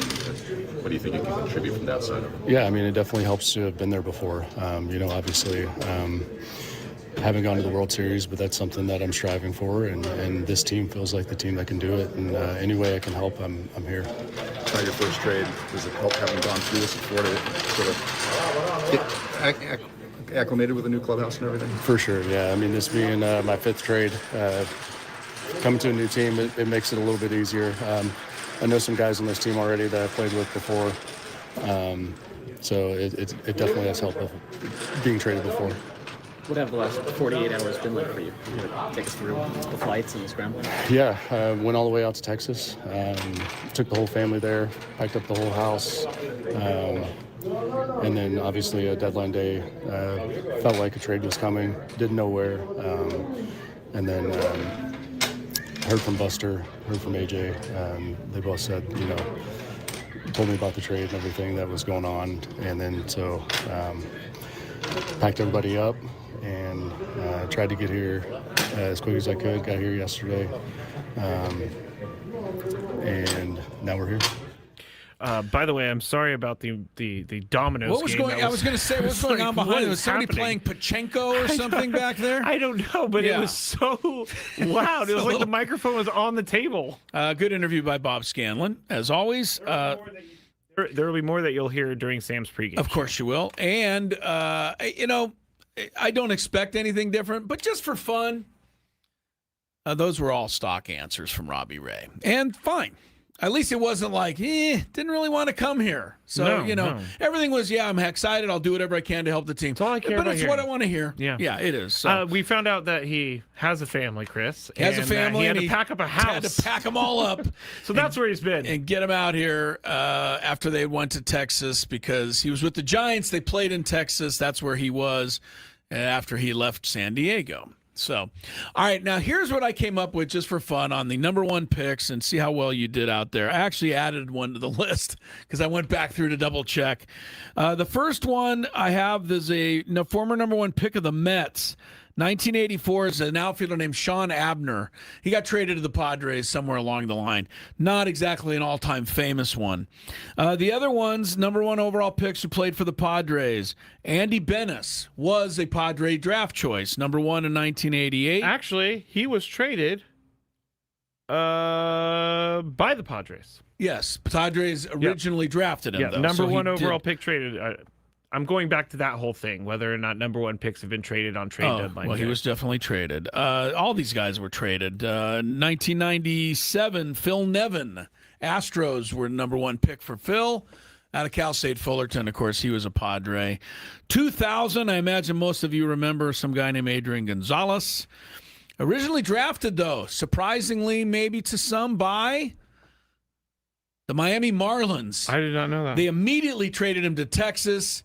They immediately sent him to San Diego, pretty much. So Adrian Gonzalez didn't spend a lot of time in Miami or Texas, but he was not drafted by the Padres, although you might think he was. I thought he was. And then the final one I came up with before Casey Mize pitches tonight was Arizona Diamondbacks number one overall pick in 2005, Justin Upton, also played for the Padres. And if you have somebody else, send it in because I might have missed somebody there. I didn't. You know what I mean? Yeah. It's an official list, but somebody could have slipped through the cracks. When Robbie Ray was talking there, and he was playing dominoes as he was doing it. Hang on, Skraby. I was trying to make more noise, but this is too soft. It's too soft, like. Yeah, I needed some more noise. He said, I didn't know where I was going to go. That's got to be tough. Not knowing where you're going to be the next day. We don't talk about it enough. No. We don't talk about it enough that all of these guys, there is a trade deadline, so that maybe sometimes gives them a little heads up. Like they can call their family and go, I'm hearing my name, so let's kind of be ready. But not every trade happens that way. Yeah. Sometimes trades are just on the spur of the moment. Yeah. Gage Workman said he didn't expect to be traded, and then he was traded. But again, not every trade. But again, it was at the trade deadline, so it couldn't have been completely stunning. How about, just a middle-of-the-road trade that happens in the middle of June? True. There is no trade deadline there. Yeah, true. You're driving to work. Well, who was the guy? Who was the poor guy who was getting on the plane to Japan? When we got Dylan Korea. Cease. It was Korea, yeah. Man, why am I forgetting his name right now? Steven Wilson. Yeah. That's heartbreaking. That's heartbreaking for him, but they had to pull his bags. His bags were on there. Yeah. But I mean, it's a family. It's a whole family that gets moved sometimes there, and it happens like that. Kids are in school. Yeah. We don't think of any of that. We just get over here and start pitching. Well, that's true. Robbie Ray said he's been traded 5 times. He was traded to the Tigers from the Is this the Robbie Ray page? Yeah. Or is it the Casey Mize page? No, I was on the right page. He was in Washington National. Robbie Ray, drafted by them, traded to the Tigers organization. Tigers traded to the Diamondbacks organization. Diamondbacks traded to Toronto organization. Toronto traded to Seattle organization. And now Seattle to San Francisco. Or was he traded? Yep, Seattle to San Francisco. San Francisco, yeah, he said he's been traded 5 times. That's not I don't think how many times you get traded. It's not fun. And I would think in some ways. In some ways, it's like, wait, this team didn't want me anymore? Yeah, but I think he would understand. He's going to a better situation. Yeah, he wanted out. So this was a welcome change for him. All right, more Gwynn and Chris is ahead. I had something fun for the end. Oh, yeah? Yeah, because not fun much in of the happy hour? Yeah, because not so much of the show has been too fun. What are you talking about? It's had a great time. It's been a crazy one today on Gwynn and Chris. The Brady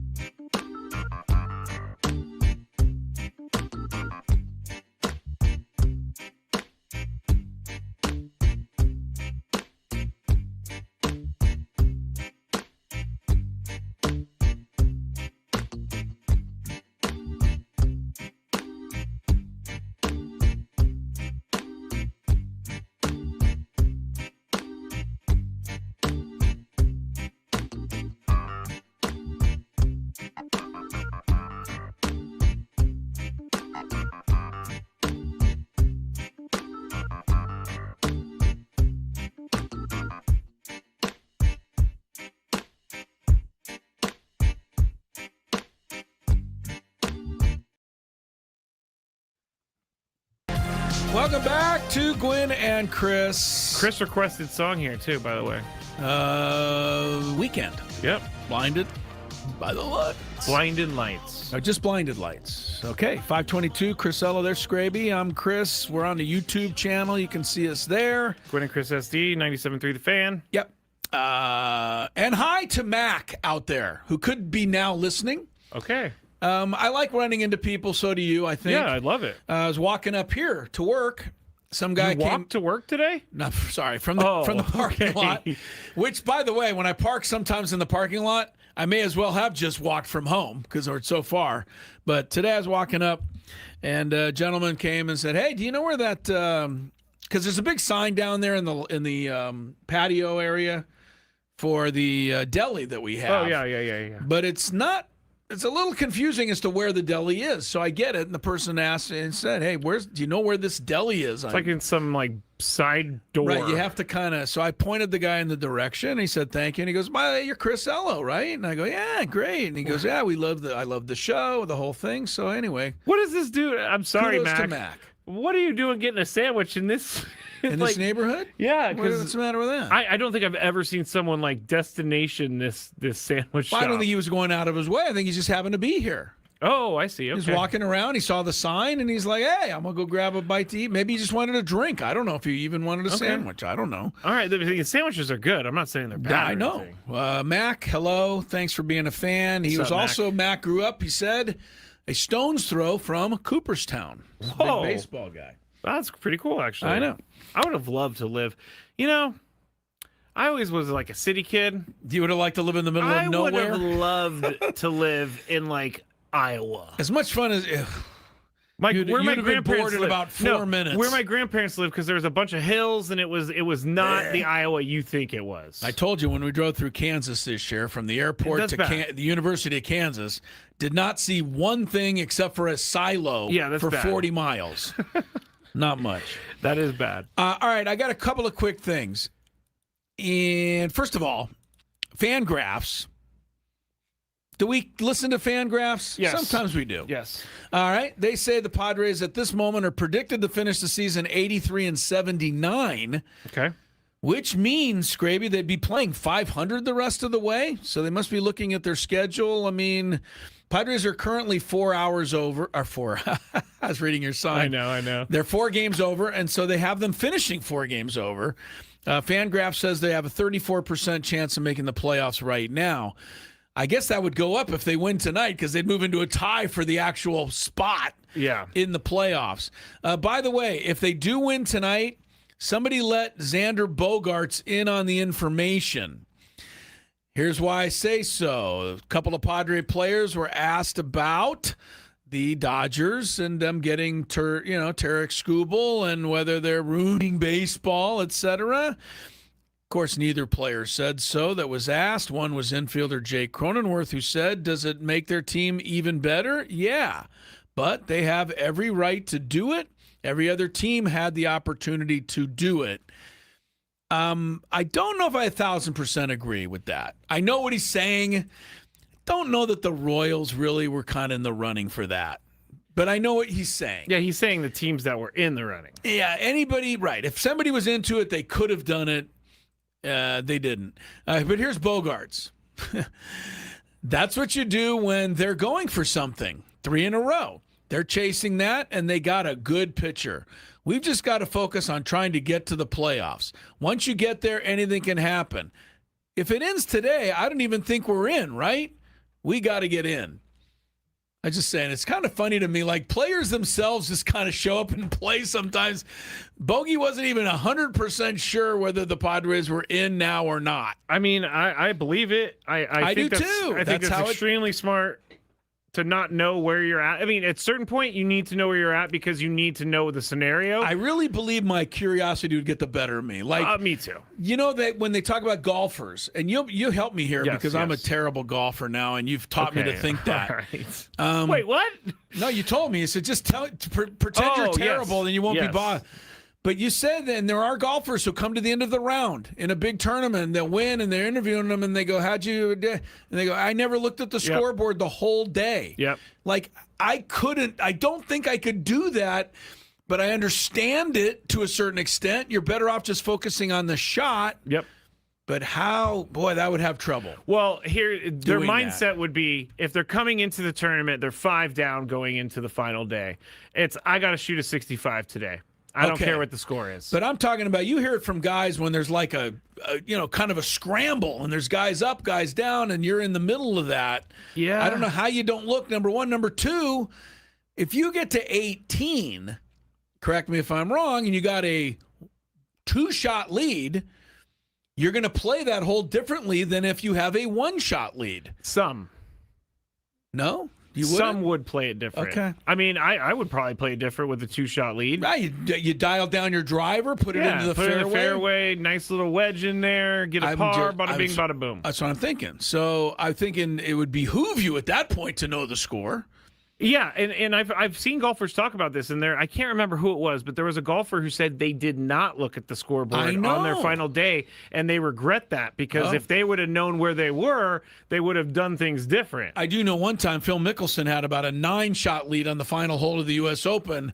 He must have bet on himself to only win by 2 because he hit 4 straight shots up into some housing area. It was in a trash can. Oh, my God. What a debacle that was. That's one of the greatest meltdowns in sports history. It wasn't Jean Van de Velde, which will always be the champion meltdown. But this is good because Phil it's not good, but Phil has not won a U.S. Open, and that's the only major that he needs to win to get the career Grand Slam. He's not getting it now. No, he's not.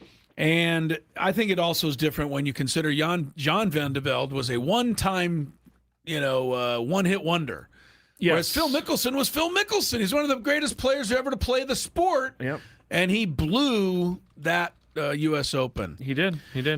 For sure. All right. Why don't we got a lineup to get to. Oh, yes, we haven't done that yet. While you're looking it up, I will remind it. There we go. We got you can go ahead and read that first. The organist was ready, but the happy hour is brought to you by GL Pools, the swimming pool experts trusted by thousands of San Diegans for 20 years. The baseball season is in full swing, so is swim season. Make sure your pool is ready. Call now and mention radio. It's a good thing.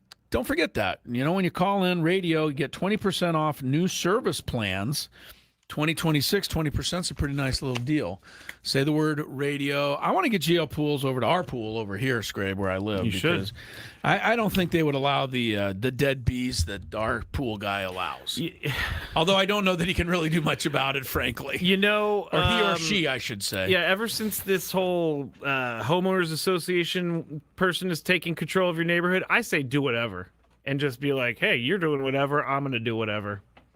Call up GL Pools, get them to your pool, and then stick the homeowners association with the bill. I'll just say although GL Pools would kind of find it funny if they came over and they saw, well, your pool looks like it was just cleaned a half an hour ago. That might be. The bees! Get the bees. All right, give me a lineup. Fernando Tatis Jr. leading off, playing second base. He hasn't been there in a while. He has not. Okay. Rengifo batting second, playing left field. Manny Machado playing third, batting third. Ty France first base, cleaning up. Jackson Merrill in the 5th spot, center field. Bogey 6, shortstop. Campusano in the 7 hole. Cronenworth DHing at 8, and then Bowen in right field at 9. Jace Bowen's been getting some good play these days. Well, they're casing a lot of left-handed pitching right now. Yeah. He's getting slightly better at the plate. Slightly. Yes, he hit a home run, and there was really only one direction for him to go. Yes, it's true. Frankly. Well, it's good that Fermin's getting better, too. He got 2 hits last night, so his average probably tripled. I'm so mean.